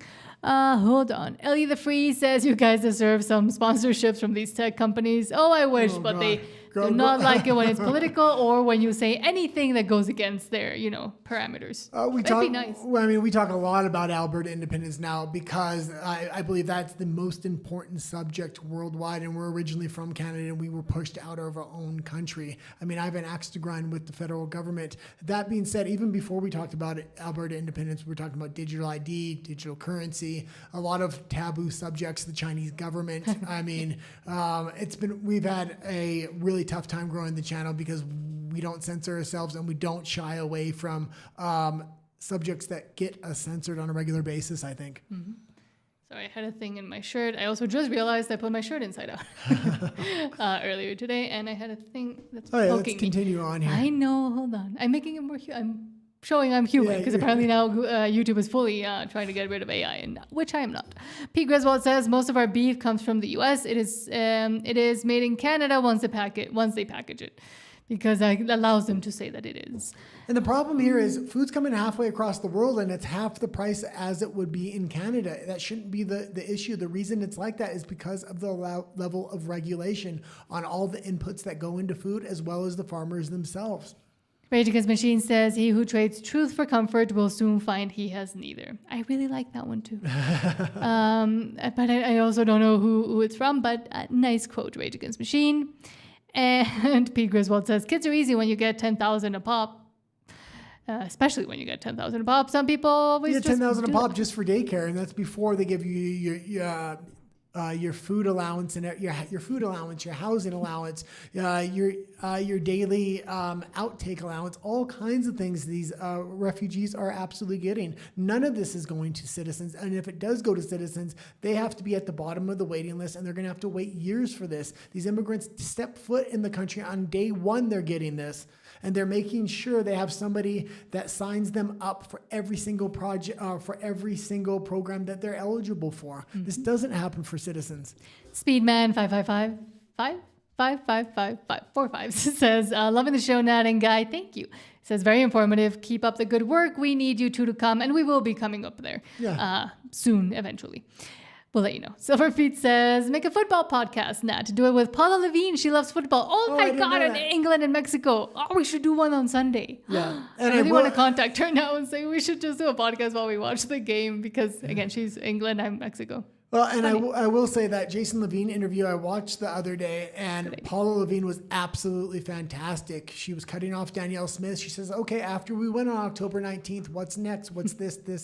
That's the attitude we have to have with Danielle Smith. We can't give these soft-ass interviews anymore. This is Danielle Smith going on our platforms and shearing off our voters if we keep playing nice with her. If she wants to come on these channels, we're going to have to ask her hard questions. And if that means burning a bridge, that means burning a bridge. Paula Levine had the right attitude when she interviewed Danielle Smith. Rage Against Machine says, oh, my grandson just had a baby boy. How time flies. Congratulations to your grandson and to yourself. I guess that would be a great grandson. That's so cool. Congrats. Babies are always a good thing. Philip Vespa says, I heard the Whistle Stop event went phenomenal, and says, is it weird that Cape Verde or Cabo Verde gives me belief in Alberta independence? I don't think so. We push onward whatever it takes. And I am finding a lot more metaphors throughout this World Cup and with little teams and with the ways that teams are working and the ones that are not working. So it's not crazy and it's not weird, because I see it too. The guy hates it that I talk so much about football or soccer for the weird people. Chris Calgary says... Well, I was talking a lot about UFC when the UFC White House event came up. True. Chris Calgary says Alberta independence is the only way out of this recession. Liberals will continue their reckless spending and overreach on freedoms. Whatever the price is, I'm telling you right now, it is absolutely worth it. Even if we go by Danielle Smith's fake numbers, it would be an absolute bargain. Now, I understand for people that are on the fence, we want to get the lowest numbers possible, but no matter what the price, now is the time to pay that price, because if we don't, we're going to be in a real situation, and the mechanisms are being built, so we're not going to be able to get out in the future. So someone saying, I saw, what was it, on Curiosity Vancouver, for some reason I still follow them on Instagram, but I saw they were bragging that Canada is the X number, I think 13th wealthiest nation on earth. And I was like, and people in the comments were like, are you insane? Do you live in Canada? Have you seen the situation? We're the only G7 country in a recession, and yet you want to continue to push this propaganda. But unfortunately, a lot of people do still believe, and a lot of people were commenting, oh my God, we're so great, blah, blah, blah. Let me explain something here. If the federal government goes into this federalization of natural resources and is the only investor, Canada will be one of the wealthiest countries in the world. The problem is the citizens will not, and they'll be living under the boot of the federal government. All that money will be going into these this globalist propaganda, these NGOs, and over into the EU and wherever else Mark Carney wants to spend it. Where Mark Carney is not going to want to spend it is especially the citizens of Alberta. Yes, and a few more, and then we'll go into Alberta Personalities. Rage Against Machine. Well, let's go into Alberta Personalities after this one. After what one? The next comment. Oh, okay. Which one is it? Sean, hello Sean, says Nat really likes soccer. Yes, I do. It's in my blood. I'm from Mexico. What can I say? But I'm really happy to know that Paula Levine also does, because now I kind of really do want to contact her to ask her if she wants to do something on Sunday, just like streaming while we watch the show, and we could talk about Alberta independence as well. Okay, let's go into Alberta Personalities. Let's see if I click the right button. But they need to understand that Albertans are done, we're leaving, and there's no more conversation to be had. I know that's upsetting to people. Let's start with this from Resist the Mainstream, saying Elon Musk saying, quote, "I grew up in South Africa, but my morality was informed by America. It seemed like America cared about being the good guys, about doing the right thing, and that's actually pretty unusual." When every morality is equal and one's not better than another, and there is no really hierarchy of virtue, you lose your moral foundation, and you lose yourself as a nation, you lose yourself as a people, and the government is the one that starts playing God at this point. And this is what the Canadian government is trying to pull off right now. Mm-hmm. And also, he spent time in Canada, didn't he? He's a Canadian citizen. And why didn't he build his businesses in Canada? I'll tell you why not. Because Canada is not friendly to private industry and people that are actually innovative. Mm-hmm. All this could have been Canada's. They pushed him away. They would continue to. What's... paint us a picture of inside of the mind of a genius. Like, how do you do all this? Can you answer that question? It's not an easy question. Yeah. I mean, my mind is a storm. Yeah. So, it's a storm. But I mean, let me maybe tell you something. Like, you didn't ask the question, but I think it's worth, kind of nonetheless, maybe just elaborating on something, which is, you know, I grew up in South Africa, but my morality was informed by America. I read comic books. You know, played Dungeons and Dragons, and I watched American TV shows, and it seemed like America cared about being the good guys, you know, about doing the right thing, and that's actually pretty unusual, by the way. Yeah. It's like in the world, it's very unusual. Yeah, it's not like actually most countries don't do that. No, they don't. No. And so I was like, yeah, you know, you want to be the good, you want to be on the side of good, you want to care about what's right, yeah. So that's okay. And you can leave it there. And it's not so much about if America has always been the good guy or not, but they export this idea of having an actual moral foundation, and it's ingrained into the citizens, at least into some degree. And when people see American whether it's movies and other things, it used to have a certain level of morality that was kind of built in, and that was one of the big exports to the rest of the world. Now that's changed over the last decade. Hopefully we can get that kind of back, and that's what Alberta independence is really about: is saving those Western values. Mm-hmm. I was going to say something, now I forgot. Okay, let's go to Josh Howerton says, quote, "This Katie Couric clip went viral. The quote-unquote experts declared it's disturbing to believe America was founded on Christian principles." Of course, they would be disturbed. But I mean, again, all the founding fathers and all the principles and laws also that the U.S. kind of copied from, some of them that they copied from the UK, come from Christian foundation. The West was founded on Christianity, and it's going to take a certain level of Christianity to save the West. If we lose that moral foundation, we're going to be hopeless. Alberta is the Christian heart of Canada, and so is Quebec, and it's not surprising why those are the two first to move for independence and to move against a federal government that has really lost all morality at this point and claims to have virtue, but takes your freedoms with a virtue shield or sword or whatever you want to call it at this point. Mm-hmm. I want you to respond to something that went crazy viral. So Katie Couric had this is like exactly the perfect encapsulation of what I grew up high school and college hearing and feeling. I would love to get your take on the rise of Christian nationalism in this country and around the world. Talking the to University Professor. of Massachusetts at Amherst recently released a poll that shows how Americans are feeling with the 250th anniversary of our country. That's this week. And Happy birthday. there's a huge divide between Democrats and Republicans on the extent to which the U.S. should be a Christian country. Nearly 80% of Republicans believe the U.S. was founded as a Christian nation. Correct. 72% believe the government should advocate Christian values. Correct. 54% believe the U.S. should be declared a Christian nation. And I thought this was really disturbing. It's very disturbing. It's very disturbing. Another Christian Public ideas are so Religion disturbing. Research Institute poll found that 56% of Republicans qualify as either adherents or sympathizers of Christian nationalism. For people who are listening, whenever you hear the phrase Christian nationalism, that is 99.9% of the time, it's a scare label that's intentionally designed to stigmatize Christians advocating for their values in the public square. I'll just shoot you really straight. If you put in front of Pause just for a second. I want to go through the whole clip. We'll also get to the super chat in just a second. But oh God, what was I going to say? What I was going to say is having a Christian moral foundation or having a moral foundation is very important in society. But even if you believe in secularism and you want a separation of church and state, Christians know how to still have a moral foundation within that system too, and not bring religion into every single institution. Other religions do not know how to do that, and we're seeing Sharia law forcefully being brought in and established in other countries, and we're seeing the implications of that right now. Mm-hmm.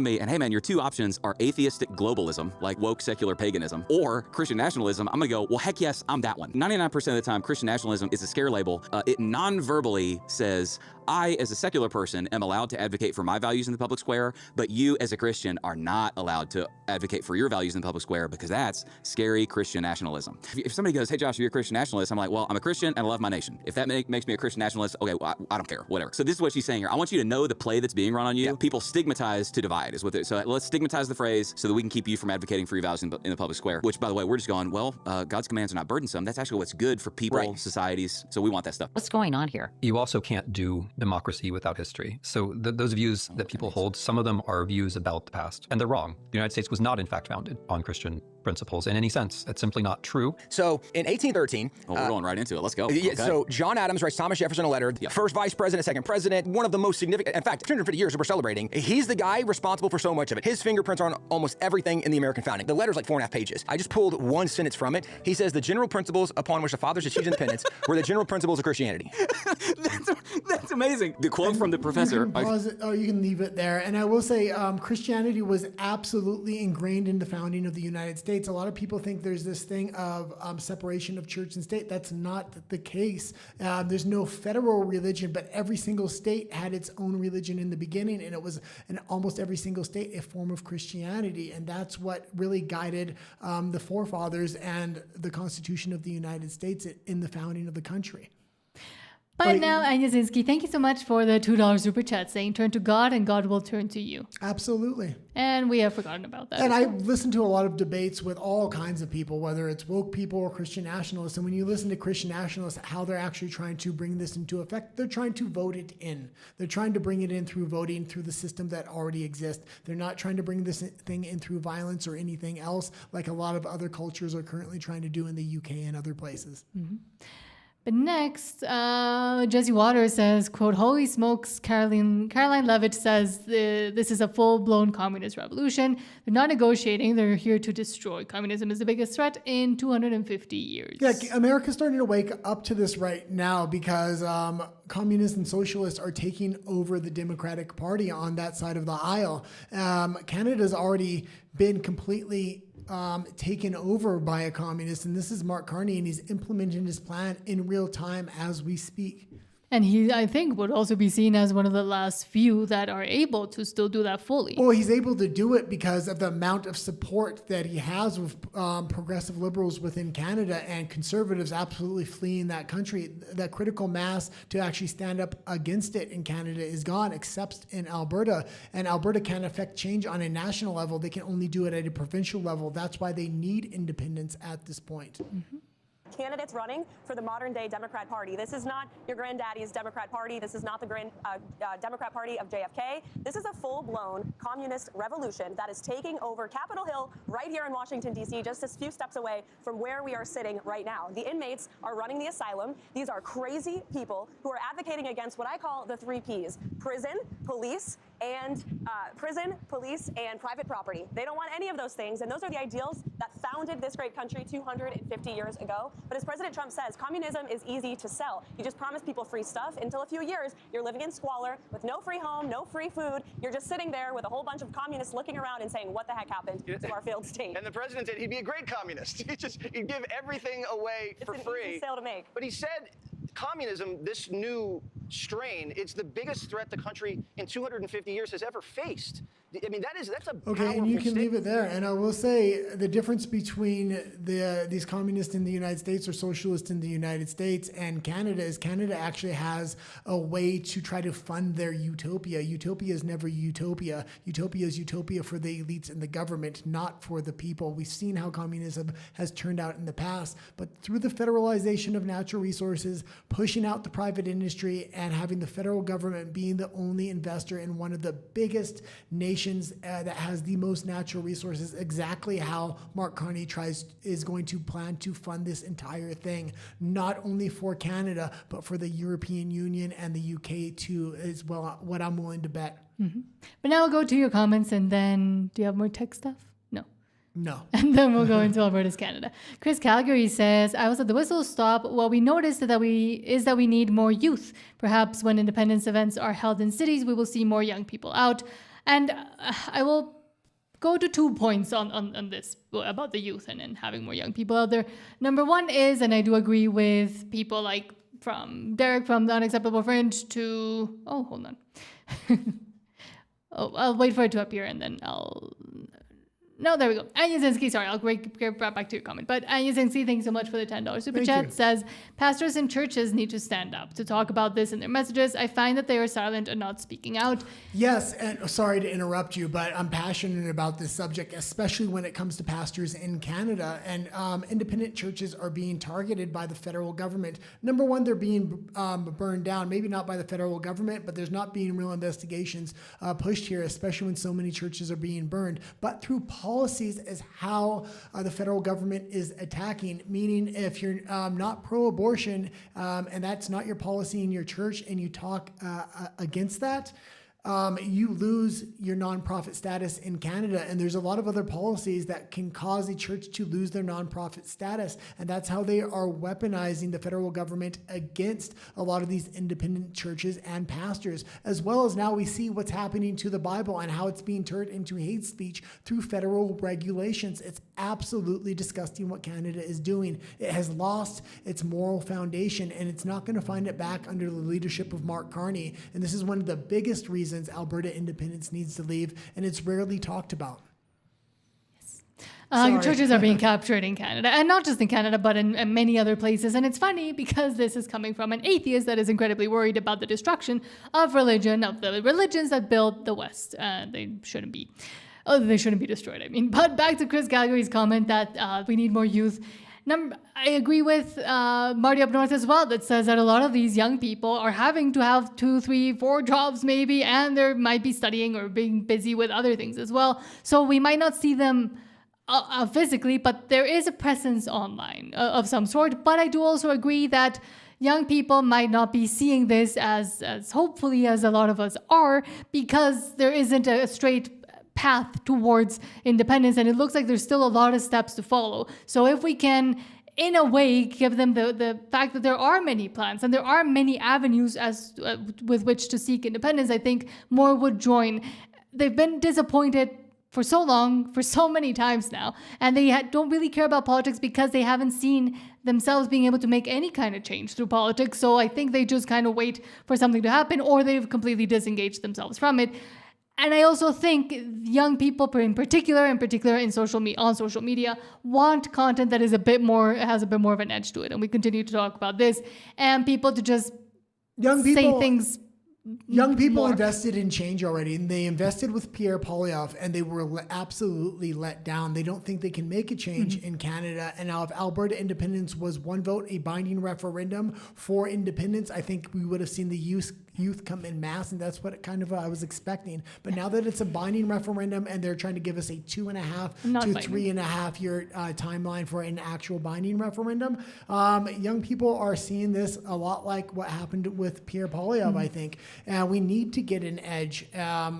We not only need to get an edge, we need to start reaching out to people that are from Edmonton. Tom MacDonald is from Edmonton. He's very patriotic when it comes to independence and freedom. Why Alberta Independence isn't doing everything in their power, not only to reach out to him, but to get him to make a song for us. I mean, we are raising money right now. If we were ever going to pay somebody to make an anthem for us, it would be Tom MacDonald, and that would appeal to the youth. And I'm sure you would promote it on top of that. But I think also a lot of young people, and this has been happening all over the place, Trump, like it or not, had a big impact on politics, and especially, and of course, people like Charlie Kirk and other, I don't like to call them influencers, content creators online on the right, not just in the US, but in Europe as well, have been coming out with very different messaging and very upfront messaging that the youth respond to, and that I think Canadian youth, I mean, a lot of people in Canada, young people in Canada, know what's going on in the US and with Trump, and what's going on in Europe to a certain measure,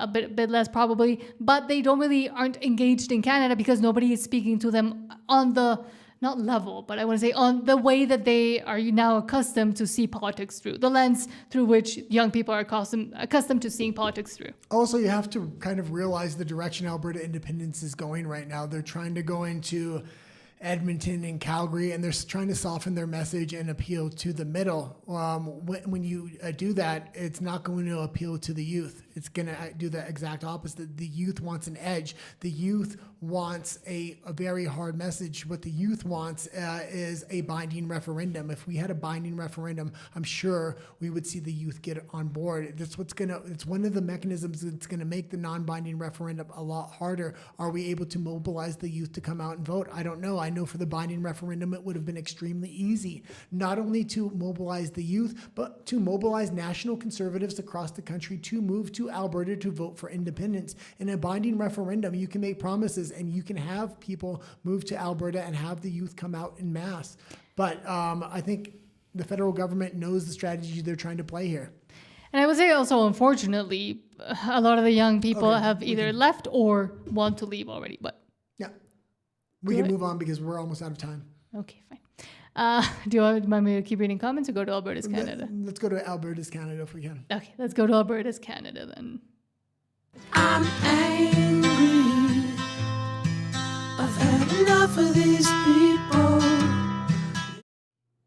And let's start with this from Nathan Cook saying, in Toronto, Ontario, where foreigners police foreigners. Yeah, and I'm not so much about foreigners policing foreigners. I'm like, why isn't he policing at all here? Like, this is absolutely ridiculous.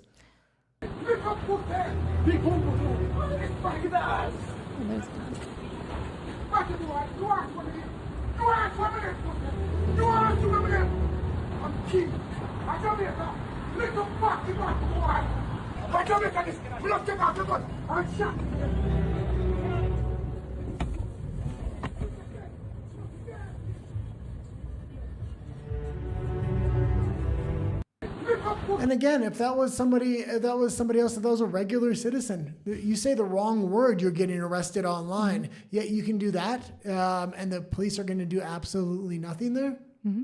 Well, and number two, I mean, what kind of allegiance do police officers have if they're coming in or they're just new residents to Canada? What? Nothing. I was going to wait for the next story. Next, Nico Egan says, quote, in the last 4 weeks of Parliament, Mark Carney rushed 7 bills through the House of Commons. Before he had a majority, he did it once in 2026. And of these 7 bills, 3 of them are some of the most dangerous bills to ever be tabled. And we can go right into the clip here. Yes. In the last 4 weeks of Parliament, Mark Carney rushed 7 bills through the House of Commons. Before he had a majority, he was able to do it once in 2026. And of those 7 bills, 3 of them are some of the most dangerous bills to ever be tabled. Bill C-9, Bill C-16, and Bill C-22. And if these bills are what matters to Canadians, as House Leader Stephen McKinnon claims, why did they need to be expedited? We all know the answer to that, don't we? They didn't want these bills to be scrutinized and publicly debated, as it would have exposed their real plan. Turn Canada into a surveillance and censorship state. I've said it from the beginning that Carney was here to finish what Trudeau started. I just never realized how fast he would do it. And again, he's doing it at absolutely breakneck speed. He has the majority government, and he's going to continue to do it. And once he gets the financing mechanisms through the federalization of natural resources, he's going to go even harder at this. And lastly, let's go see what's going on in Canada Day celebrations in the rest of Canada. Well, no, it's actually in Calgary. Sammy says Canada Day celebration in northeastern Calgary turned out to be a nightmare for a Canadian woman and her daughters. No one listened or helped her. So disgusting and painful to watch. Yeah, and I'll say this. She strikes me of a little bit of a real progressive liberal. That being said, the amount of trash that's on the ground, Canada is turning into India, and people need to, like... Well, how is this even acceptable? I don't know. There you can talk after the event. This is not the right time. So I came here to celebrate Canada with my girls. We're Indigenous. We're Métis. We're Cree. We're Lakota. I respect you. Okay, You share your land with us. We share our land. We don't treat our land like this. All of you should be ashamed. Pick up some garbage. No, you're not. Look at all the garbage everywhere. It doesn't work that way. We don't wait till the event's over. And they're trying to gaslight her like, oh, we are cleaning up. You're going to see in a moment, it's absolutely a massive amount of trash just thrown on the ground. And when you see clips of India coming out of India, it's much the same in their downtown cores. They just throw things on the ground. If you're going to be a new immigrant to Canada, at minimum, the government needs to be telling you this is not acceptable.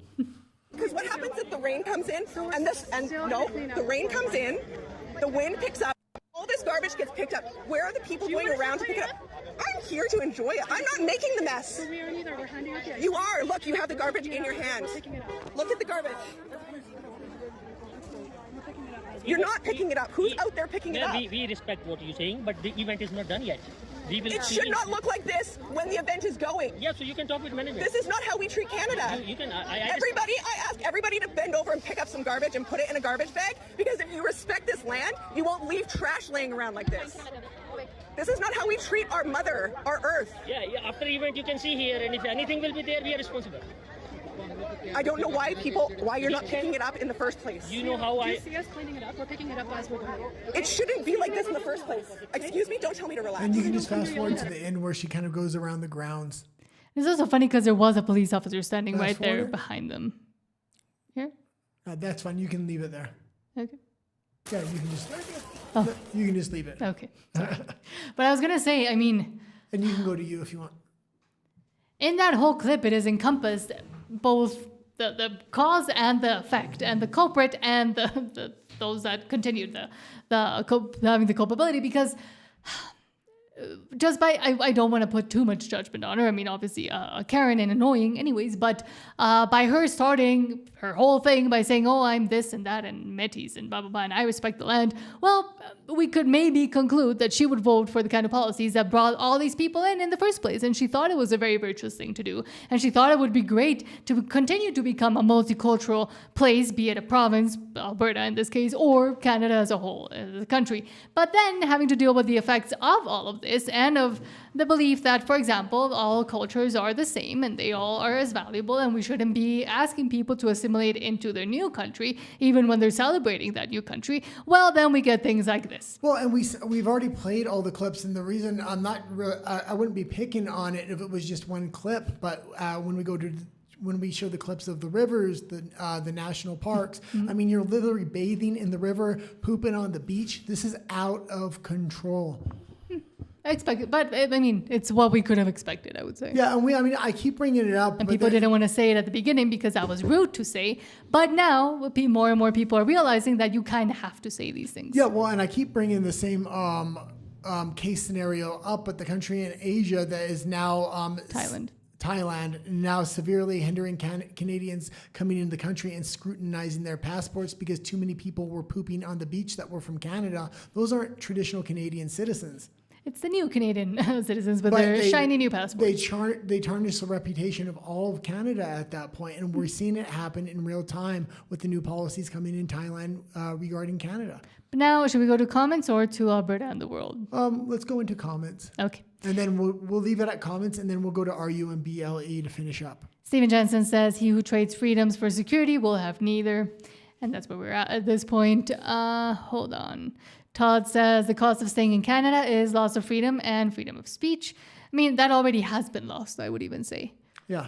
Yeah, absolutely. Freedom of speech is gone. I mean, if you think it's there, the mechanisms have already been built. It's absolutely gone. The only way to save it is through the independence of Alberta at this point. Sean says, Qatar is wealthy. That doesn't mean make your country great. Bahrain is rich too. Not a great country. If your country is rich, that makes it great. That is something Marxists like Mayor Mamdani would say. Repeating some intellectual vacuous critical theory nonsense. Yes. And also says, I don't know, guy, the secularization of Quebec is well documented. Oh, how about stating it's a Judeo-Christian majority country? Well, a lot of what happens in the cities is not representative of the entire province, whether it's Quebec or Alberta. A lot of Quebecers are actually very conservative when it comes to rural areas. They'll even call themselves liberal, but if you were to talk to them about their actual policies they want to implement, they're as conservative, if not more conservative than most Albertans. And it's the cities like Montreal and Vancouver. It's these cities that are becoming the voter blocks that are deciding decisions for the entire province. And Sean says, Mother Earth, do a land acknowledgement for the other Indians. I mean, exactly. And again, we literally saw the interaction of dot and feather right there. And again, somebody like that is the one that is going to vote for these mass migration policies, and this is what it ends up bringing. I'm not going to say Mother Earth and all this, but I don't agree with the way they're absolutely destroying national parks, beaches, pooping on beaches, and things like that. No, because when you're conservative, for real, you also want to conserve everything that does provide for you, be it the land or be it the smaller government. But hold on. Rage Against the Machine says, for our children, Republic of Alberta, let's effing go. Yes, let's go. And Silverfeed, thank you. Yes, says Argentina score 3-2. Was it a self-goal? Because I think I saw that it was an own goal, which would be insane. Ellie the Free says the USA not being founded on Christianity is some insane gaslighting. Wow. Yeah, and literally. And that's what they're trying to rewrite all the history right now. That's why they want to tear down the statues. That's why they want to rewrite the history books and everything else. Oh, Rage Against Machine, I like this one. Says, quote, chains are most effective when the hand that wears them calls them protection. Yeah. And we see that a lot in Canada right now. Well, we have an absolute fantastic clip when we go to Rumble about the new or not even new, it's been going on for well over a decade in the UK, if not two, about the two-tier policing system. And well, I'll kind of leave it there. Hold on. Sorry, I'm going through because they were fighting each other in the comments, so I'm finding the ones where they're not fighting. Where are we? Todd says, pick up the phone, Tom. We need you to bust a rhyme, yo. Tom McDonald, yes. Well, and he's originally from Edmonton. Somebody's got to know him in Edmonton so we can reach out to the guy. True. Darcy Carter says that's the way they treat India, and that's why they want to leave it and come and do the same over here. Speedman5545 says, love the show, Nat and Guy. Guy, be nice to Nat. He never is. Well, we're on a timeline. We have to cut it to go to RU on BLE now. So. You could still be nice, though. I'm always nice. No. But no, actually, let's go to RU and BLE. Before you do so, please don't forget to subscribe. Again, it really does help us out. There will be a 30-second wait screen, and then we'll pop up over on RU and BLE. Same username if you want to find us there. Let's get ready to